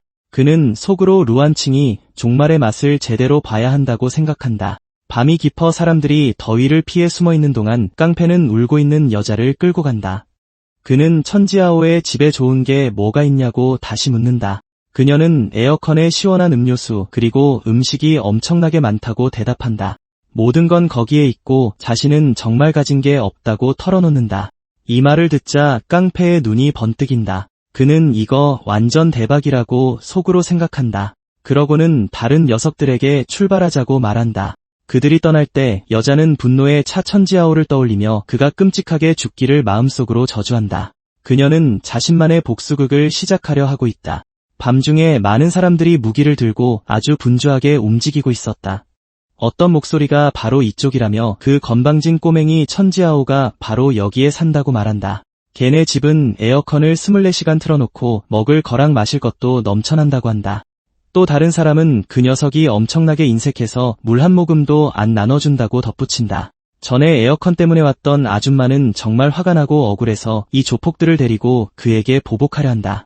조폭들도 신이 나서 그녀를 따라간다. 그들의 리더는 할망구 길 안내 한번 잘했다고 칭찬한다. 물건만 챙기면 콩고물 좀 떨어질 테니 수고한 보람이 있을 거라고 안심시킨다. 할망구는 어머 고마워요 장형님 하고 말한다. 정말 통도 크시다니까. 괜히 큰 형님이 되신 게 아니에요. 너무 대단하셔서 아무도 형님 위에는 없을 거예요. 입으로는 그렇게 말하면서도 속으로는 천가 놈이 아주 박살이 날 거라고 생각한다. 그녀는 너무 기뻐서 제발 그렇게 되기를 빌기까지 한다. 그녀는 천지아오가 울며불며 형님 살려주세요라고 비는 모습을 상상한다. 왕 아줌마한테 잘못했다고 인정하고 앞으론 자기 집이 아줌마 집이니 마음대로 지내라고 하는 모습을 말이다. 왕 아줌마는 이런 생각을 하며 속으로 비웃고는 이번에도 얼마나 거만하게 구는지 두고 보자고 벼른다. 그들은 길을 따라 계속 전진한다. 장형님은 이어서 확실히 뭔가 있다고 말한다. 밖에서만 봐도 집 지어놓은 꼴이 예사롭지가 않다. 마치 미래를 알고 있었던 것 같은 느낌이 들 정도다. 부하 한 명이 잔뜩 신이 나서 장형님 제가 문 박살내는 거나 보십시오라고 외친다. 형님도 좋아하실 거라 장담하며 모두 지켜보라고 큰소리친다. 하지만 흥분해서 달려들던 그는 갑자기 함정이 발동하는 지점을 밟고 만다. 마치 제우스가 벼락을 내린 것처럼 강력한 전기 충격을 받는다. 감전된 채로 그는 고통에 몸부림치며 계속해서 비명을 질러댄다. 뒤에 서 있던 장형님은 깜짝 놀란다. 도대체 무슨 일인지 영문을 몰라 저 녀석이 바보인가 싶어한다. 다른 녀석들이 달려가며 이 쓰레기가 갑자기 쥐가 났나 멍청한 놈 아니냐고 욕한다. 하지만 손을 대는 순간 전류가 몸으로 옮겨오며 그들 또한 감전되고 만다. 이제 그들도 아까 그 녀석이 느꼈던 고통을 똑같이 느낀다. 비로소 녀석이 왜 쥐난 것처럼 굴었는지 이해하게 되고 그들 또한 살려달라고 울부짖는다. 그들은 비명을 지르며 사람 살려라고 애원한다. 살려줘요. 제우스의 벼락은 너무나도 강력했다. 장형님과 아줌마 그리고 나머지 일행은 이제 정말 겁에 질린다. 이게 도대체 뭔지 감도 잡지 못한다. 아줌마는 천지아오가 빌고 우는 꼴을 보고 싶어 했지만 정작 보이는 건 비참하게 울어대는 깡패들 뿐이다. 그리고 이게 끝이 아니었다. 주위에서 안내방송과 경보음이 울리기 시작한다. 모두가 완전히 얼이 빠져버렸고 마치 당황 수치가 +2, +2, +3, 어떤 녀석은 +5씩 오르는 것만 같다. 그때 안내방송에서 행운이 온다. 모두에게 행운을 빈다는 목소리가 흘러나온다. 행운은 기쁨과 사랑을 가져다 준다고 한다. 모두가 감전되고 있는 와중에 안내방송은 계속된다. 행운이 오네, 행운을 환영하네, 행운이 넘쳐 흘러온 세상에 퍼지네라고 떠들어댄다. 마치 주문처럼 계속해서 반복된다. 이 기도문 같은 노래가 계속되는 동안 전압은 계속 올라간다. 녀석들은 전기에 짖어지며 계속 울고불고 난리를 친다. 이때 장형님은 마침내 상황을 파악하고 즉시 뒤로 물러선다. 이런 미친 일이 벌어지는지 알게 된 것이다. 갑자기 알림창이 뜨며 강렬한 부정적 감정 충격 감지 +45, 강렬한 부정적 감정 공포 감지 +36, 강렬한 부정적 감정 할 말 이름 감지 +22가 표시된다. 천지아오는 안락한 집에서 화면으로 이 모든 상황을 지켜보며 편안하게 즐기고 있다. 그는 녀석들 운이 나쁘지 않다며 하필이면 한 발로 딱방호 전력망을 밟았다고 무심하게 말한다. 장형님은 당장 헛소리 집어치우라고 소리친다. 빚 갚는 건 당연한 도리라며 돈만 돌려주면 없던 일로 해주겠다고 말한다. 그는 이미 천지아오의 목소리를 알아챘다. 그러자 아줌마도 거들며 리모델링할 돈은 있으면서 빚 갚을 돈은 없냐고 부모가 자식을 어떻게 키운 거냐고 따진다. 할망구는 여전히 분을 못 사귀고 이 녀석한테는 특별한 전기맛 좀 보여줘야 한다고 중얼거린다. 한편 천지아오는 키보드 옆 책상에 발을 올린 채 여유롭게 아이스크림을 먹으며 모든 걸 지켜보고 있다. 그는 장형님에게 아파트 시세가 400만 위안이니 350만 위안 빚을 퉁치고도 남는다고 차분하게 말한다. 그리고 스피커를 통해 루안칭 빚은 자신과 상관없으니 그녀를 찾아가라고 덧붙인다. 이 말을 들은 장형님은 머리끝까지 화가 난다. 그는 지금 같은 세상에선 물자가 왕이고 나머지는 다 개소리라고 속으로 생각한다. 동시에 천지아오의 목소리가 들려오며 현명한 사람은 시류를 따를 줄 알아야 한다고 말한다. 기분 좋을 때 좋게 헤어지자고 말한다. 계속해서 문제를 일으키면 더 이상 예에 차리지 않겠다고 경고한다. 그 말을 마친 후 그는 빨간 버튼을 누른다. 순식간에 전압이 올라가고 깡패들은 울부짖으며 비명을 지른다. 아프다고, 더는 못 버티겠다고 소리치며 형님에게 살려달라고 애원한다. 그들은 분명 끔찍한 고통을 겪고 있다. 그러자 알림창이 뜨며 격렬한 부정적 감정, 고통, +63, 격렬한 부정적 감정, 절망, +77 감지라고 알린다. 장은 이제 정말로 겁에 질렸다. 도대체 어떤 존재와 마주친 건지 알 수 없기에 그는 후퇴를 택한다. 도망치면서도 그는 첸 샤오에게 두고 보자며 대해파가 지금은 겁쟁이처럼 튀지만 절대 가만두지 않을 거라고 소리친다. 또 다른 알림이 뜨며 격렬한 부정적 감정, 분노, +78 감지라고 알린다. 패거리들이 도망치자 다음 타깃은 아줌마가 되었다. 그녀는 공포에 질려 홀로 남겨진 채 아파트를 멍하니 바라보며 서 있다. 주위가 붉게 물들고 열기가 더해지자 그녀는 어찌할 바를 모른다. 첸 샤오가 울고불고하는 꼴을 보려던 그녀의 꿈은 그저 꿈으로 남게 되었다. 기온이 섭씨 52도까지 치솟자 온 동네가 텅 비어버렸다. 이제 아무도 밖으로 나가려 하지 않는다. 하지만 첸에게 집안은 시원하고 상쾌하기만 하다. 그는 예전보다 더 삶을 즐기며 여유롭게 TV를 시청한다. 화면 속 뉴스 앵커는 최근 곳곳에서 열사병 사망자가 발생하고 있으니 시민들은 외출을 자제해달라고 당부한다. 그때 갑자기 그의 휴대폰이 알림으로 진동한다. 첸이 확인해보니 왕 아줌마가 댓글창에서 발광하며 그를 짐승만도 못한 놈이라 욕하고 노인과 아이들이 더위로 죽어가는데 혼자 에어컨 쐬며 호의호식한다고 비난하고 있다. 슈퍼 주인도 그를 이기적이라며 이웃 자격이 없다는 댓글을 남긴다. 다른 사람은 이런 비상시국에는 자원을 공유해야 한다고 주장한다. 안 그러면 살인자나 다름없다고 말이다. 또 다른 이는 더워 죽을 지경인데 양심도 없냐고 따진다.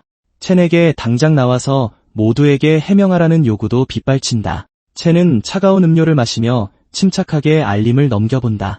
그러자 시스템 알림이 뜬다. 격렬한 부정적 감정, 질투, +99, 격렬한 부정적 감정, 분노, +101 감지, 부정적 감정 총합 1000 돌파, 보상 정산 중.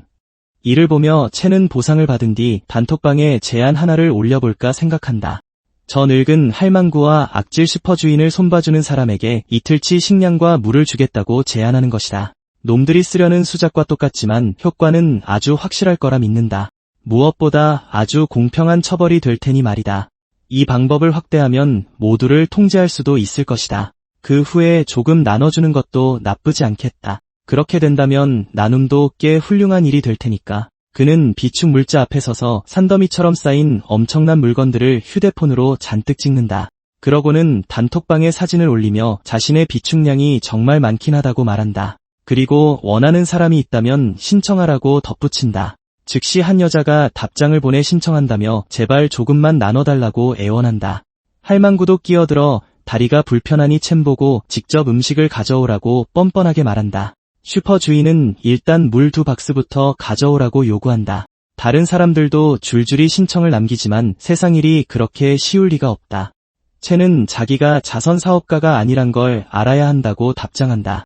원하는 게 있다면 그에 상응하는 가치의 물건과 교환해야 한다고 말이다. 그렇지 않으면 거래는 없으며 공짜는 사절이라고 못 박는다. 이 메시지가 뜨자마자 슈퍼 주인은 폭발해서 첸을 애송이라 부르며 좋은 이웃으로 남고 싶으면 당장 물자를 내놓으라고 이기적인 놈이라 욕한다. 할망구도 거들며 모두 첸의 본색을 보라고 죽어가는 사람을 외면하는 놈이라고 비난한다. 그녀는 조만간 천벌을 받을 거라며 그 꼴을 꼭 보고야 말겠다고 저주를 퍼붓는다. 또 다른 놈은 자기들이 굶어 죽게 생겼는데 너라고 편할 줄 아냐며 첸을 협박한다. 첸은 전혀 신경 쓰지 않는다. 그는 심드렁하게 휴대폰을 옆으로 치워버린다.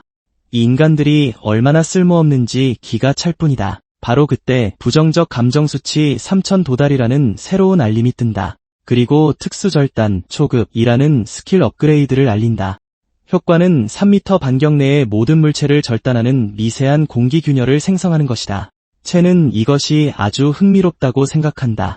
그는 이 특수절단에 대해 더 깊이 생각해본다. 근처에 있던 사과를 발견한 그는 즉시 시험해본다. 순식간에 사과가 아무런 힘도 들이지 않고 깔끔하게 반으로 잘린다. 효과는 미쳤다. 첸은 이제 좀 재밌어지겠다고 말한다. 이렇게 강력한 걸 얻을 줄은 몰랐지만 정말 끝내준다고 생각한다. 그 조폭놈들이 계속 귀찮게 굴면 이걸 써먹을 수도 있겠다는 생각이 든다. 밖에는 참여대만이 간신히 다니고 있다. 그중 한 대에서 루라는 여자가 내린다. 그녀는 화려하고 예쁜 드레스를 입고 있지만 겉모습에 속아선 안 된다. 아무리 예뻐도 절대 가까이에서는 안 될 악녀니까. 자꾸 쳐다보다간 홀릴 수도 있으니 위험하다. 그녀를 고쳤을 자신이 있는 게 아니라면 아예 엮이지 않는 게 상책이다. 차에는 또 다른 사람이 타고 있다. 그는 여전히 첸에게 복수할 방법만 생각하고 있다. 그 역시 차에서 내리더니 종에게 내가 말한 첸 샤오가 여기 사냐고 묻는다.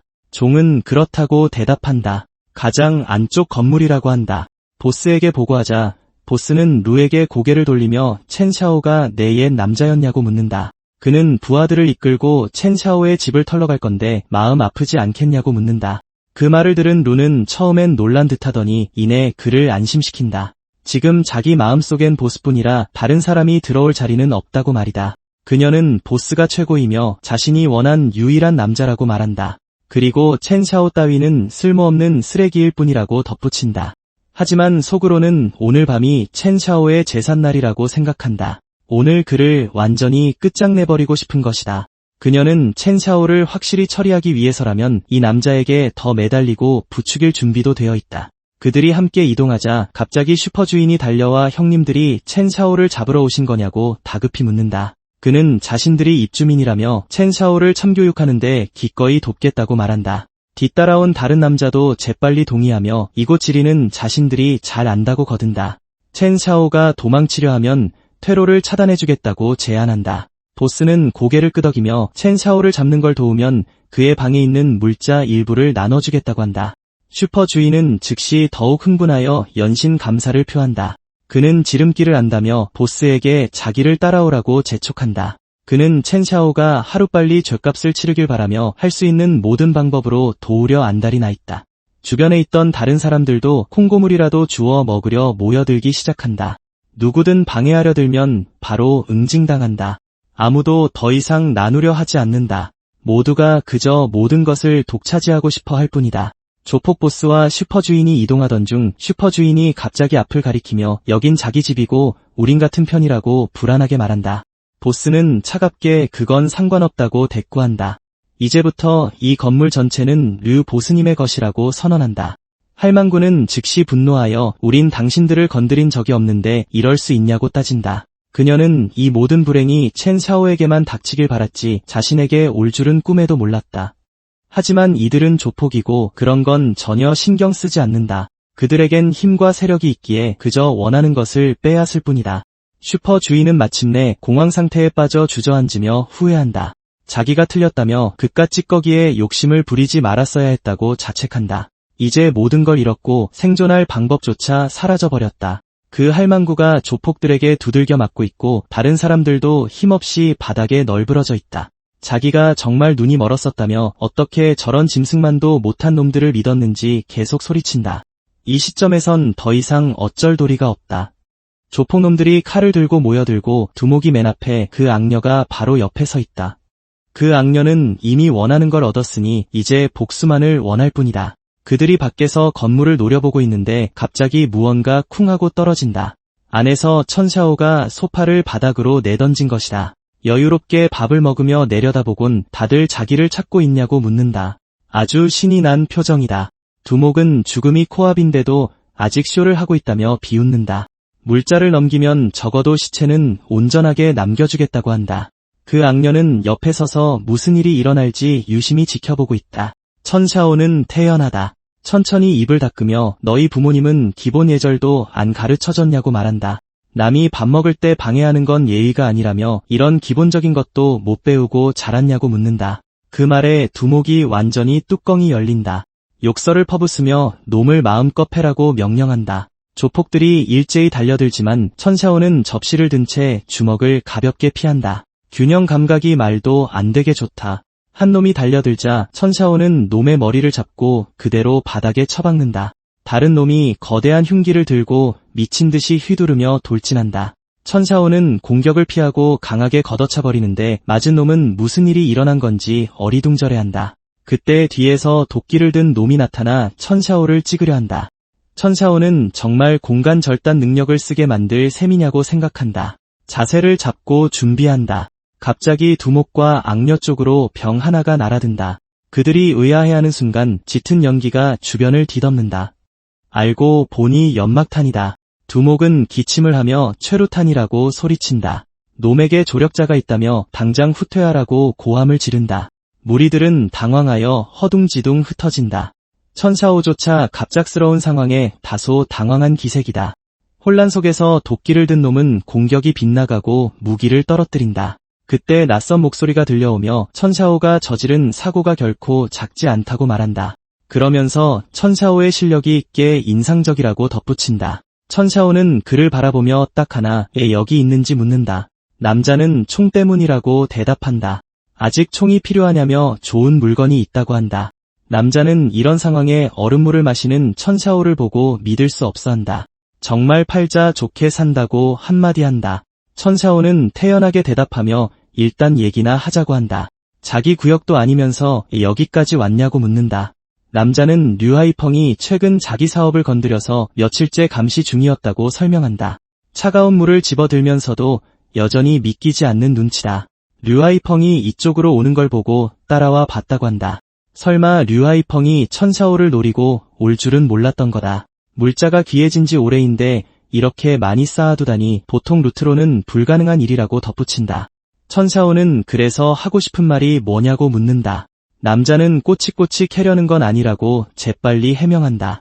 류하이펑이 최근 정수된 물을 대량으로 비축했다며 천샤오와 협력해 그 물을 손에 넣고 싶어한다. 류하이펑의 지하 사업장 구조는 자기가 아주 잘 안다고 설명한다. 천샤오가 물을 빼오면 일단 여기에 보관하고 판매는 자기가 맡겠다는 것이다. 천샤오는 기온이 계속 오르는 상황에서 물이야말로 진정한 화폐라는 걸 깨닫는다. 협력은 좋지만 수익 배분은 9대1로 자기가 굴을 가져가겠다고 한다. 남자는 즉각 반발하며 9대1은 날강도나 다름없다고 불평한다. 동시에 강한 부정적 감정 충격 감지 플러스 40이라는 알림창이 뜬다. 천샤오는 싫으면 없던 일로 하자며 차분하게 대꾸한다. 남자는 갑자기 당황하며 급히 태도를 누그러뜨린다. 자기도 먹고 살아야 하니 8대2는 어떻냐고 제안한다. 속으론 이 녀석이 너무 침착한 걸 보니 뭔가 믿는 구석이 있을 거라고 생각한다.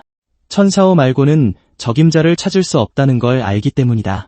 천샤오는 잠시 생각하더니 8대2로 합의한다. 하지만 조건이 하나 더 있다. 앞으로 새로운 물건이 들어오면 천샤오가 먼저 고르고 나머지를 팔라는 것이다. 남자는 한숨을 쉬며 졌다는 듯 알겠다고 한다. 천샤오의 승리다. 천샤오는 거래를 확정짓고 우선 기지 구조와 인력 배치부터 파악하자고 한다. 잠시 후 그들은 근처 건물에 도착한다. 위에서 내려다보며 남자는 이곳이 류하이펑의 거점이라고 설명한다. 앞쪽은 거래구역인데 물이 부족한 사람들이 돈을 내거나 물건을 교환한다고 한다. 총을 든 사람들이 많이 돌아다니는데 딱 봐도 경비 병력이다. 유흥과 서비스를 제공하는 여자들도 꽤 보인다. 남자는 개중엔 간부들을 모시기 위해 잡혀온 여자들도 있다고 설명한다. 그중 한 명이 바로 아까 천샤오를 배신하고 조폭들까지 끌고 왔던 그 악녀다. 남자는 물 저장고가 뒤쪽에 있지만 정확한 위치는 아직 파악 못했다고 덧붙인다. 천샤오는 자기가 직접 들어가서 확인해보겠다고 한다.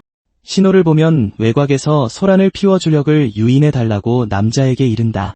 남자는 정말 혼자 들어갈 거냐며 벙찐 표정을 짓는다. 그 많은 물을 혼자 어떻게 옮길 생각이냐고 묻는다. 천샤오는 다 방법이 있다며 침착하게 대답한다. 그는 어둠 속으로 미끄러지듯 잠입한다. 곧 경비병이 나타나 낯선 얼굴이라며 신분증을 요구한다.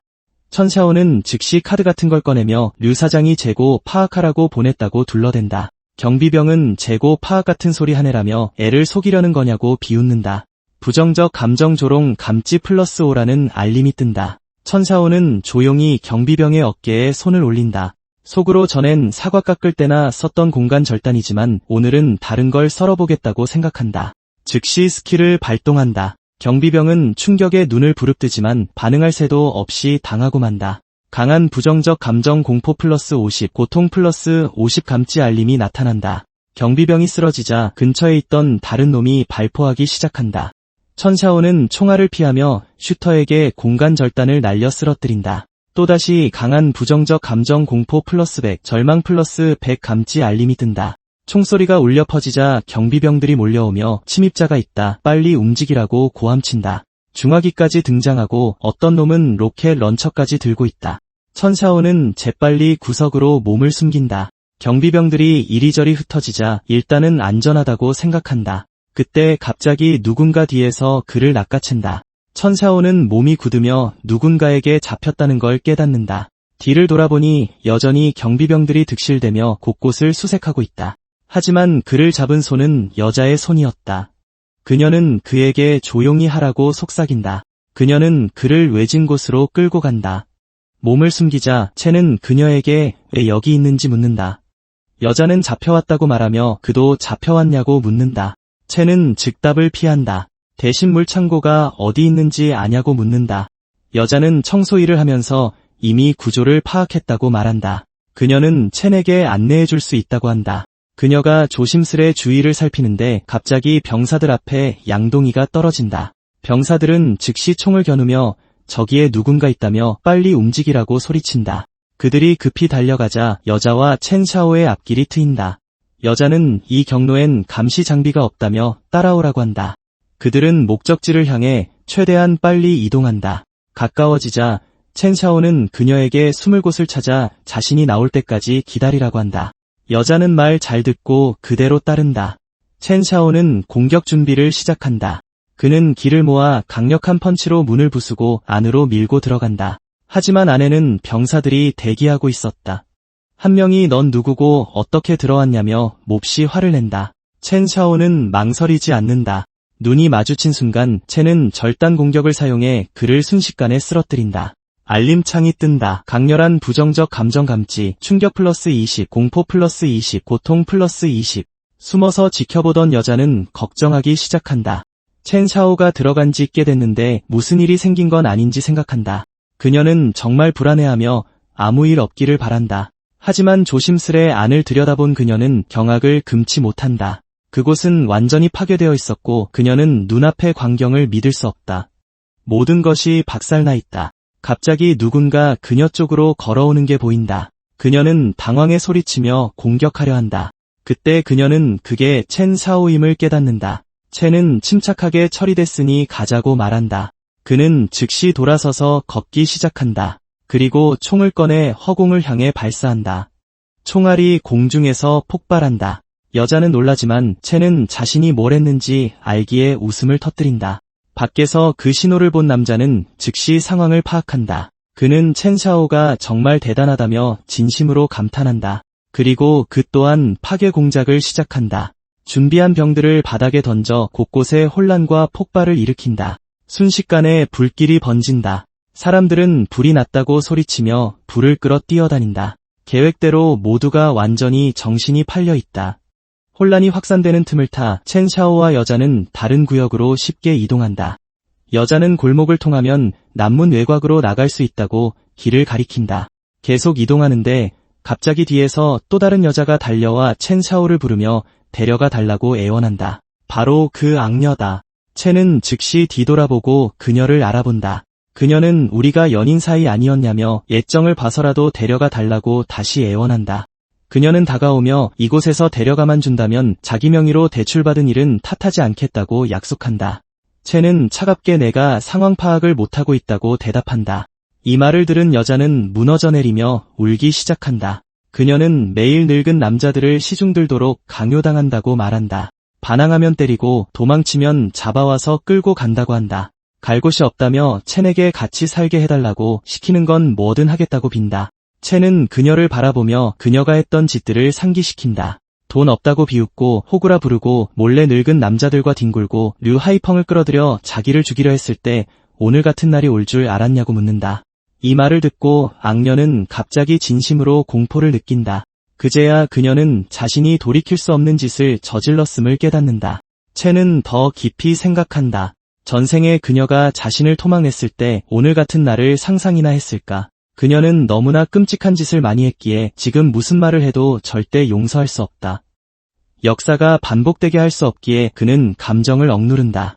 첸은 차갑게 그녀를 밀쳐내며 연기 실력이 여전히 형편없다고 말한다. 그리고 다른 여자에게 가자고 말한다. 그 여자는 바닥에 쓰러진 악녀를 힐끗 보며 자신은 저렇게 되지 말아야겠다고 속으로 생각한다. 그 순간 악녀가 갑자기 돌변한다. 그녀는 첸이 자기를 살려주지 않는다면 아무도 편할 수 없을 거라고 말한다. 즉시 알림이 뜬다. 강렬한 부정적 감정 감지 증오 플러스 999. 수치가 완전히 폭발한다. 얼마 지나지 않아 구역의 보스가 도착한다. 그가 가장 먼저 묻는 건 물이 어디 있는지. 자기 물은 무사한지다. 지금 그게 제일 중요한 자원이니까. 문을 열고 내부의 처참한 광경을 본 그들의 심장이 내려앉는다.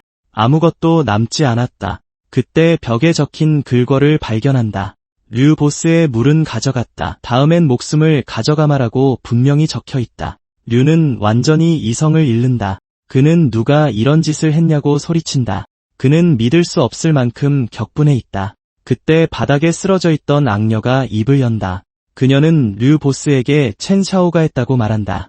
말리려 했지만 첸이 자기를 다치게 했고 류를 쓰레기라고 모욕했다고 주장한다. 그녀는 류에게 매달려 그를 더욱 자극하며 첸이 류는 그런 자원을 가질 자격이 없다고 했다고 말한다. 그녀는 첸이 그들을 전부 없애버리려 한다며 계속 부채질한다. 이 말을 들은 류의 분노가 완전히 폭발한다. 그는 전원 남문으로 가서 첸 샤오를 도륙하라고 명령한다. 명령이 떨어지자 구역 전체가 크게 술렁인다. 첸과 그 남자도 이를 알아차린다. 남자는 무슨 일인지 알겠다는 듯 한마디 한다. 병력이 보스 뒤로 직결하자 첸은 침착하게 류 보스가 빠르다고 중얼거린다. 하지만 그는 이미 준비가 되어 있다. 류가 전방을 가리키며 놈을 잡으라고 명령한다. 뒤따르던 부하들이 분노를 주체하지 못하고 돌격한다. 감정이 격해져 날뛰지만 이건 오히려 첸에게 유리하다. 그는 침착하게 횃불을 그들 앞에 던져 순식간에 거대한 불벽을 만든다. 무리는 불길에 가로막혀 멈출 수밖에 없다. 보스는 첸 샤오를 반드시 끝장내겠다고 소리친다. 직후 알림이 뜬다. 강렬한 부정적 감정 감지 증오 플러스 999. 이제 첸을 향한 증오가 극에 달한 사람이 2명이나 된다. 하지만 첸은 여전히 여유롭다. 그는 류 보스에게 고맙다고 전하며 이 감정 포인트로 더 강해지고 앞으로 더 많은 포인트를 벌겠다고 기뻐합니다. 그때 또 다른 알림창이 뜹니다. 띠링, 부정적 감정 포인트가 3000에 도달하여 공간 장벽이라는 새로운 스킬이 잠금 해제되었습니다라는 메시지입니다. 아늑한 피난처 안에서 그는 조촐한 파티를 즐기고 있습니다. 그는 방금 일어난 일이 정말 짜릿했다며 웃고 아마 류 늙은이는 지금쯤 길길이 날뛰고 있을 거라고 말합니다. 그들은 온갖 맛있는 음식을 즐기며 밖의 살인적인 더위는 까맣게 잊은 채 세상 편하게 파티를 벌입니다. 음식이 어찌나 먹음직스러운지 보기만 해도 당장 합석하고 싶어질 정도입니다. 당장이라도 달려들고 싶은 진수성찬이지만 슬프게도 눈앞에 진짜 음식이 없다면 상상만 할 수밖에 없죠. 그래도 이야기는 계속됩니다. 이 모든 광경을 본 여자는 천샤오에게 진심으로 감사를 표합니다. 그가 아니었다면 그 지옥 같은 곳에 얼마나 더 갇혀 있었을지 모르겠다고 말합니다. 그녀는 너무나 감사한 나머지 그를 위해서라면 무엇이든 할 준비가 되어 있습니다. 심지어 어떤 요리든 다 할 수 있다며 그를 위해 요리해주겠다고 제안합니다. 남자들이 집밥을 좋아한다는 걸 알기에 그저 그를 기쁘게 해주고 싶을 뿐입니다. 천은 미소를 지으며 우린 동창이니 그렇게 예에 차릴 필요 없다고 말합니다. 그녀의 고마운 마음은 이해하지만 여기서만큼은 안심하고 편하게 지냈으면 하는 마음입니다. 여자는 그저 예의상 하는 말이 아니라고 강조합니다. 그 덕분에 아직 세상에 믿을 만한 사람이 있다는 걸 느꼈다고 말합니다. 그때 옆에 있던 남자가 끼어들며 영웅이 미녀를 구하는 장면이 꽤 인상적이었다고 거듭니다. 그는 농담조로 천에게 도대체 어떻게 해낸 건지 자세히 좀 말해달라고 조릅니다. 혼자서 저수지 물을 통째로 비우다니 믿기지가 않아서 무슨 미친 마법이라도 부린 건가 궁금해합니다. 잠시 방 안에 정적이 감돕니다. 천은 그저 다 방법이 있다고만 말하며 그 많은 물을 어떻게 안전하게 팔지나 고민해보라고 합니다. 그 말을 들은 남자는 순간 멈칫하며 천의 말이 맞다는 걸 깨닫습니다. 출처를 들키지 않고 그 엄청난 양의 물을 파는 건 결코 쉬운 일이 아닐 테니까요. 천은 여자에게 중학교 졸업 후 어떻게 지냈냐고 물으며 졸업하고 나서는 통소식을 못 들었다고 덧붙입니다.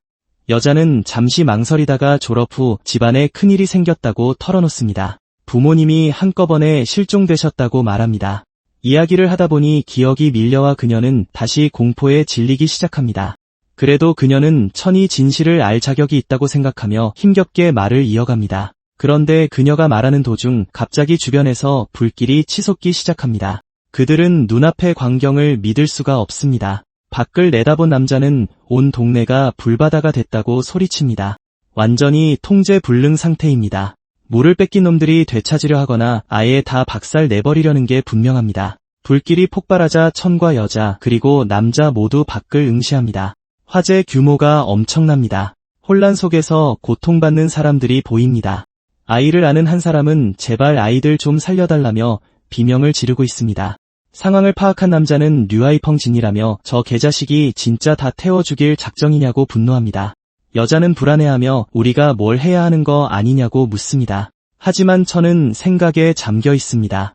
그는 류하이펑이 도덕심과 무고한 생명을 믿기로 자신을 올가매려 한다는 걸 간파합니다.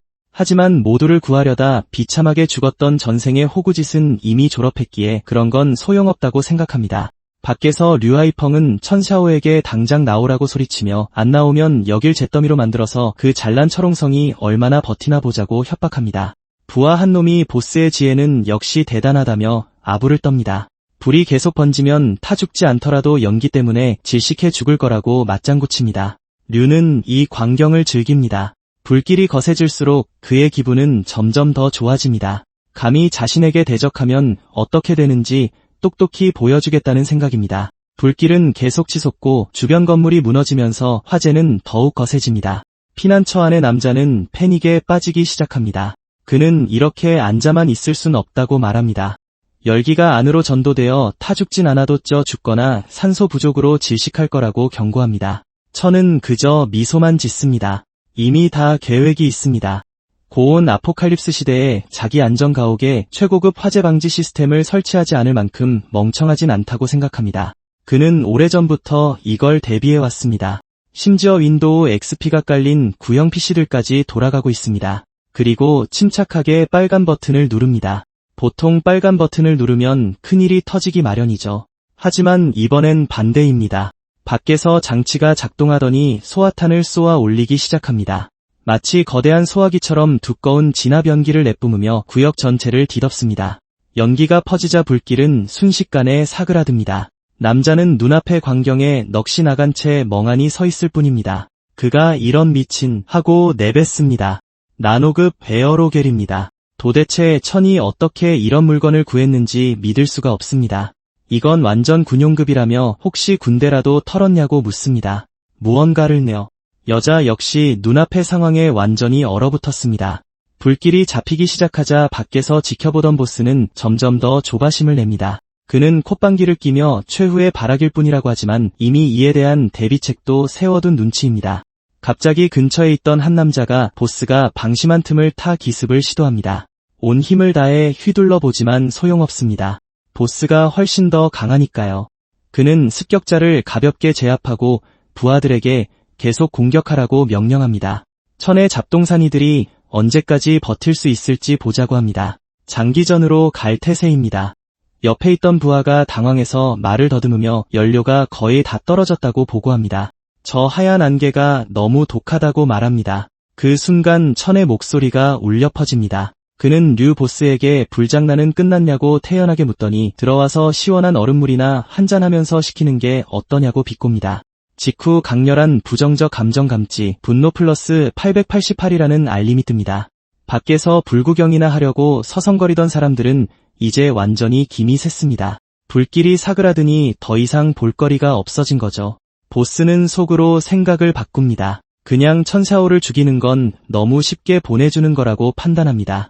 이 집은 방화 기능에 튼튼하고 완벽하게 자급자족이 가능합니다. 그의 눈에 완벽한 피난처로 보이자 욕심이 생겨서 차지하고 싶어집니다. 무력도 안 통하고 화공도 실패했습니다. 그래서 그는 더 이상 점잔 뺄 필요가 없다고 결심합니다. 이런 상황이라면 마지막 남은 체면 따위 집어던져도 아무도 뭐라 못할 거라고 생각합니다. 그가 근처의 민간인들을 쳐다보자 그들의 얼굴에 공포가 번집니다. 천은 무슨 일이 벌어질지 정확히 알고 있지만 이미 모든 가능성에 대비해 두었습니다. 그의 결심은 확고하며 다음에 무엇이 오든 맞설 준비가 되어 있습니다. 이 거대한 싸움에서 그의 결심이 어떤 결과를 가져올지 놓치기 싫다면 지금 바로 구독하고 알림 설정을 켜주세요. 근처에서 불길이 타오르는 가운데 멍청한 보스는 천샤오에게 당장 기어나와서 너 때문에 고통받는 이 사람들을 보라고 소리칩니다.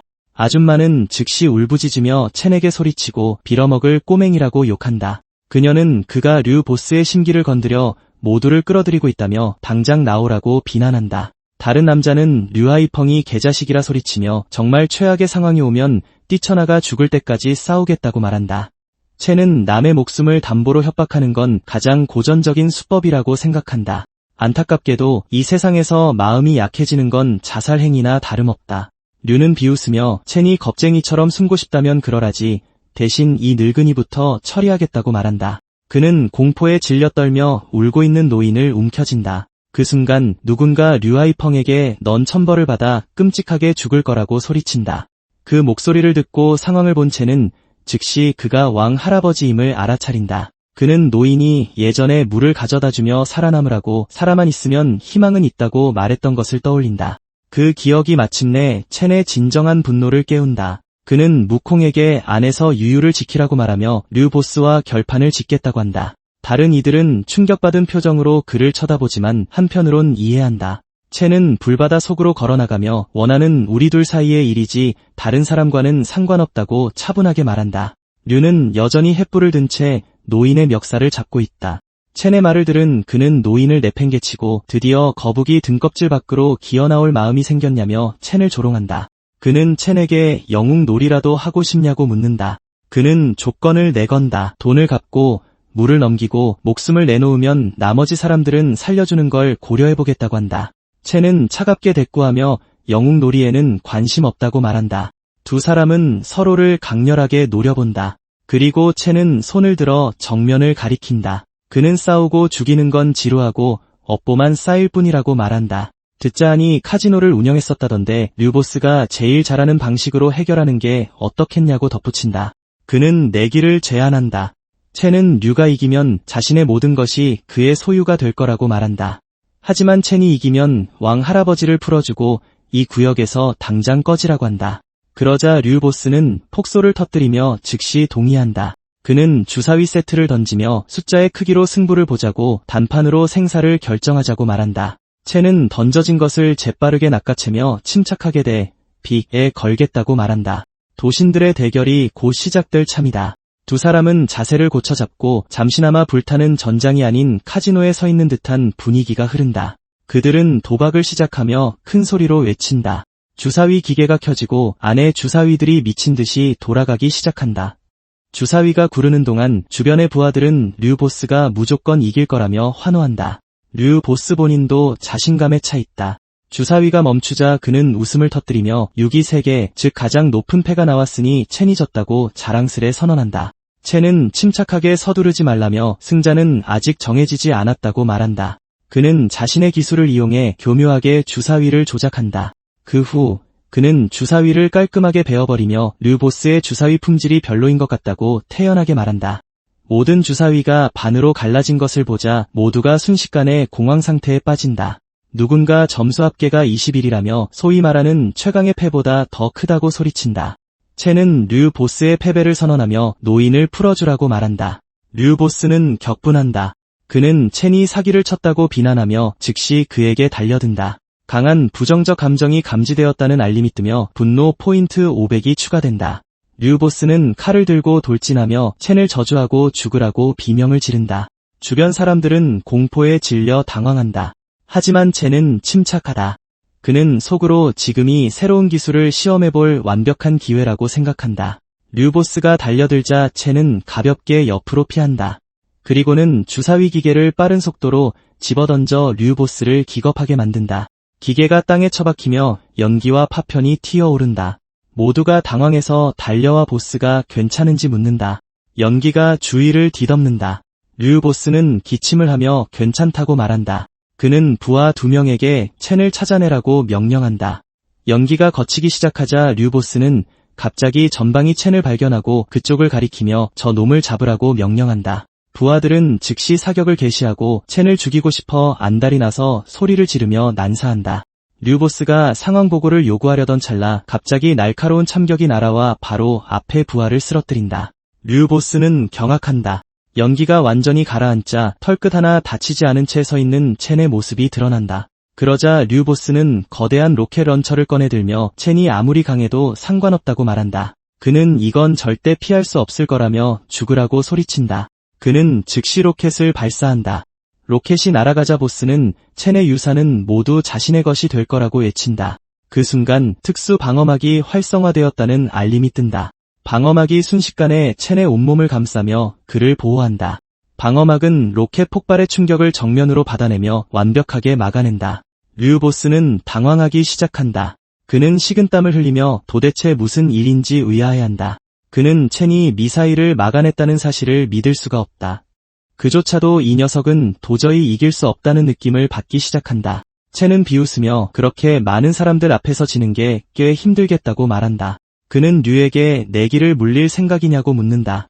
말을 하면서 첸은 태연하게 몇 번의 참격으로 미사일을 베어버린다. 그리고는 천천히 앞으로 걸어오기 시작한다. 다가오는 첸을 보며 보스는 처음으로 진정한 공포를 느낀다. 첸은 제대로 된 칼 한 자루도 없는 주제에 자신과 협상할 자격이 없다고 말한다. 류 보스는 속으로 이 녀석은 뭔가 확실히 잘못됐고 수상한 구석이 있다고 생각한다. 첸은 류 보스가 계속해서 문제를 일으키고 자신의 한계선을 넘었다며 이제 결판을 낼 때가 됐다고 말한다. 하지만 류 보스는 속으로 빠르게 머리를 굴린다. 그는 가져온 연료는 이미 다 썼고 정면 승부는 손해보는 장사라는 걸 깨닫는다. 이 꼬맹이는 이상한 능력을 가졌고 놈의 안전가옥은 말 그대로 노다지다. 차라리 첸 샤오를 포섭해서 손해본 걸 이자까지 쳐서 되찾는 게 낫겠다고 판단한다. 그래서 그는 내키지 않지만 억지로 눈을 반짝이며 가식적인 친근한 표정으로 웃어 보인다. 그는 전부 오해였다고 말한다. 싸우면서 정든 친구라고 생각하자며 첸에게 거래를 하나 제안한다. 류 보스는 말을 이어가며 첸 샤오에게 잘 들어보라고 한다. 자신을 죽여봤자 손에 피만 묻힐 뿐 얻는 건 아무것도 없을 거라고 말한다. 이 세상에서 사람 목숨은 파리 목숨이지만 자신은 첸이 더 잘 살 수 있게 도와줄 수 있다고 덧붙인다. 그는 자신이 페니실린이나 세팔로스포린 같은 항생제들을 가지고 있다고 말을 꺼낸다. 그는 지금 그게 얼마나 귀한 건지 알기나 하냐고 묻는다. 작은 상처라도 감염되면 목숨을 잃을 수 있다고 설명한다. 만약 자신을 살려주면 첸을 건드리지 않겠다며 그 약들을 나눠주겠다고 제안한다. 첸 샤오는 주에 깊게 듣더니 이런 시기에 항생제는 확실히 현금이나 다름없다고 인정한다. 그는 류 보스에게 솔직히 말해서 자신에겐 이 방 하나뿐만이 아니며 비축해둔 물자는 류가 상상하는 것보다 훨씬 많다고 말한다. 그 말을 들은 류 보스는 깜짝 놀란다. 그는 즉시 첸에게 식량과 물만 있을 뿐 약이 없으면 병 한 번에 훅 갈 수 있다고 지적한다. 그는 협력을 제안하며 약은 서쪽 구역의 폐공장에 있고 비밀번호는 자신만 안다고 말한다. 첸은 그를 차갑게 응시하다가 오늘 밤일은 여기서 끝내는 걸로 하자며 동의한다. 그는 류 보스의 어깨에 팔을 두르며 겉보기에 친근한 제스처를 취합니다. 류 보스는 서둘러 동의하며 알겠다고 말합니다. 네, 그렇습니다. 여기서 끝내자며 오해가 풀려서 다행이라고 하죠. 첸 샤오는 일단 돌아가라며 자세한 이야기는 나중에 하자고 합니다. 류 보스가 자리를 뜨기 시작합니다. 부하들은 당황한 표정으로 무슨 일이냐며 그를 부릅니다. 류 보스는 그저 가자고만 하고 그들은 다 함께 걸어갑니다. 첸 샤오는 떠나는 그들을 날카로운 눈빛으로 주시합니다. 그들이 충분히 멀어지자 그는 비밀번호 따위로는 자신을 막을 수 없고 없어도 문을 열 수 있다고 조용히 중얼거립니다. 그는 다시 사람들에게 특히 왕 할아버지에게 고개를 돌려 이제 괜찮다며 모두 떠났다고 안심시킵니다. 첸이 왕 할아버지에게 말하는 동안 근처에 있던 여자는 몸을 제대로 가누지 못합니다. 그녀는 공포와 좌절에 빠져 완전히 압도당해 있고 상태창에는 공포 플러스 100이 선명하게 떠 있습니다. 왕 할아버지는 첸에게 거듭 감사를 표합니다. 첸이 생명의 은인이라며 나중에 도움이 필요하면 언제든 말하라고 합니다. 늙어서 싸울 순 없지만 모종을 심거나 잡일은 할 수 있다고 털어놓습니다. 첸 샤오는 왕 할아버지의 마음을 안다며 부드럽게 말하고 돌아가서 문 잠그고 푹 쉬라고 당부합니다. 달이 중천에 뜨고 밤에도 기온이 계속 오르자 사람들은 마침내 실내로 물러납니다. 돌아가는 길에 한 남자가 아까 첸 샤오 때문에 간 떨어질 뻔했다고 투덜거립니다. 앞쪽에는 류 보스가 그들과 함께 걷고 있습니다. 그는 비웃으며 첸 샤오가 그저 무모한 애송이일 뿐이라고 말합니다. 약품을 나누자는 건 말도 안 되는 소리라며 협력 이야기는 시간 끌기였을 뿐이라고 코웃음 칩니다. 일단 첸을 진정시키려고 그랬다는 겁니다. 첸의 물자를 손에 넣을 방법만 찾으면 그때 제대로 손봐주겠다고 합니다. 첸이 자신과 맞붙으려 한다면 아직 한참 멀었다고 덧붙입니다. 이 말을 들은 부하들은 즉시 아부를 시작합니다. 한 부하가 보스의 현명함에 감탄합니다. 다른 부하도 맞장구 치며 감히 류 보스에게 대드니 첸 샤오는 3일도 못 넘길 거라고 합니다. 류 보스의 표정이 진지해집니다. 첸 샤오에게 분명 뭔가 이상한 점이 있다고 말합니다. 포탄조차 그에게 접근하지 못한 건 말이 안 된다는 겁니다. 그는 파인애플 머리에게 며칠 동안 첸 샤오를 철저히 조사하라고 지시합니다. 하지만 말을 다 잊기도 전에 갑자기 무언가가 그를 강하게 강타해 바닥으로 쓰러뜨립니다. 부하들은 순식간에 공포에 질립니다. 한 명이 도망치라고 소리칩니다. 다른 한 명은 귀신이냐며 비명을 지릅니다. 아무도 방금 일어난 일을 믿지 못합니다. 그들은 패닉에 빠져 뿔뿔이 흩어지고 류 보스만 땅에 덩그러니 남겨집니다. 근처 건물 위에 한 인물이 손을 뻗은 채 조용히 서 있습니다. 바로 첸 샤오입니다. 그는 차분하게 류 보스에게 영원한 작별을 고합니다. 그날 밤 늦게 요란한 안내방송이 곳곳에 울려 퍼집니다. 지구 고온 현상이 완전히 통제 불능 상태라는 긴급 공지입니다. 다수의 기후 임계점을 넘었으며 생태계가 붕괴 직전이라는 내용입니다. 당국은 주민들에게 상황에 따라 선택할 것을 공식 권고합니다. 하나는 정부가 마련한 북쪽 임시 대피소로 이동하는 것입니다. 다른 하나는 제자리에 머물며 구조를 기다리는 것입니다. 방송은 이것이 훈련이 아님을 반복합니다. 첸 샤오는 방송을 들으며 곰곰이 생각합니다. 소위 정토라 불리는 북쪽으로 가는 건 곧 새로운 연옥으로 들어가는 길일 뿐이라고 말이죠. 구조를 기다리는 건 더 큰 환상에 불과합니다. 그는 진짜 악몽은 이제 막 시작되었음을 알고 있습니다. 그는 괴물들을 떠올리며 차분히 생각에 잠깁니다. 머지않아 내열성변이 야수들이 문명이 만든 모든 것을 먹어치우기 시작할 것입니다. 각성한 인간들이 나타나 파벌을 형성하고 자원을 두고 서로 죽고 죽일 거라는 것도 알고 있습니다. 그는 안전가옥을 지키는 것만으로는 부족하다는 걸 깨닫습니다. 이곳을 아포칼립스에서 살아남을 최후의 요새로 만들고자 합니다. 밖에는 이미 많은 사람이 굶주리고 있습니다.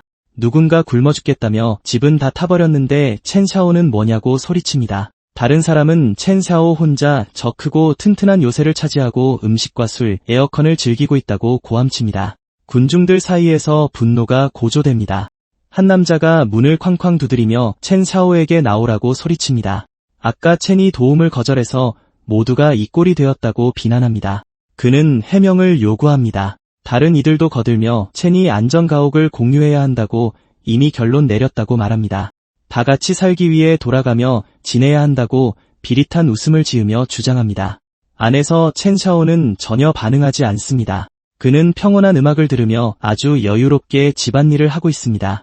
심지어 잘 차린 식사 사진을 찍어 올리고는 무심하게 댓글을 훑어봅니다. 반응을 살피자 상태창에 질투 플러스 150, 분노 플러스 130, 절망 플러스 95 알림이 뜹니다. 첸 샤오는 댓글들을 보며 무능한 분노야말로 아포칼립스에서 가장 값싼 감정이라 생각합니다. 밖에서 군중들은 화풀이로 소리 지르고 욕하며 물건을 던질 뿐입니다. 개 중에는 자신의 휴대폰을 부수는 사람도 있습니다. 한 남자는 폰을 집어던지며 좋은 말로 할 때 거절했으니 이제 억지로라도 먹이겠다며 반드시 첸을 끌어내리겠다고 맹세합니다. 한편 첸 샤오는 서쪽 구역에 버려진 공장을 떠올리며 경로를 먼저 정찰하기로 결심합니다. 하지만 그가 발을 내디디는 순간 사람들이 물건을 던지기 시작합니다. 날아오는 파편들 사이로 갑자기 마체테가 그를 향해 곧장 날아옵니다. 다음엔 무슨 일이 벌어질까요? 그는 성난 군중들의 맹공에서 살아남을 수 있을까요? 피할 수 없는 싸움을 얼마나 더 미룰 수 있을까요? 어쩌면 이 녀석들을 처리해야 할지도 모릅니다. 상황이 좋지 않을 수도 있죠. 나눠야 할지도 모릅니다. 여러분은 어떻게 생각하나요? 하지만 어떤 생각이든 다음 편을 놓치고 싶지 않다면 지금 바로 구독하고 전체 알림을 켜두세요.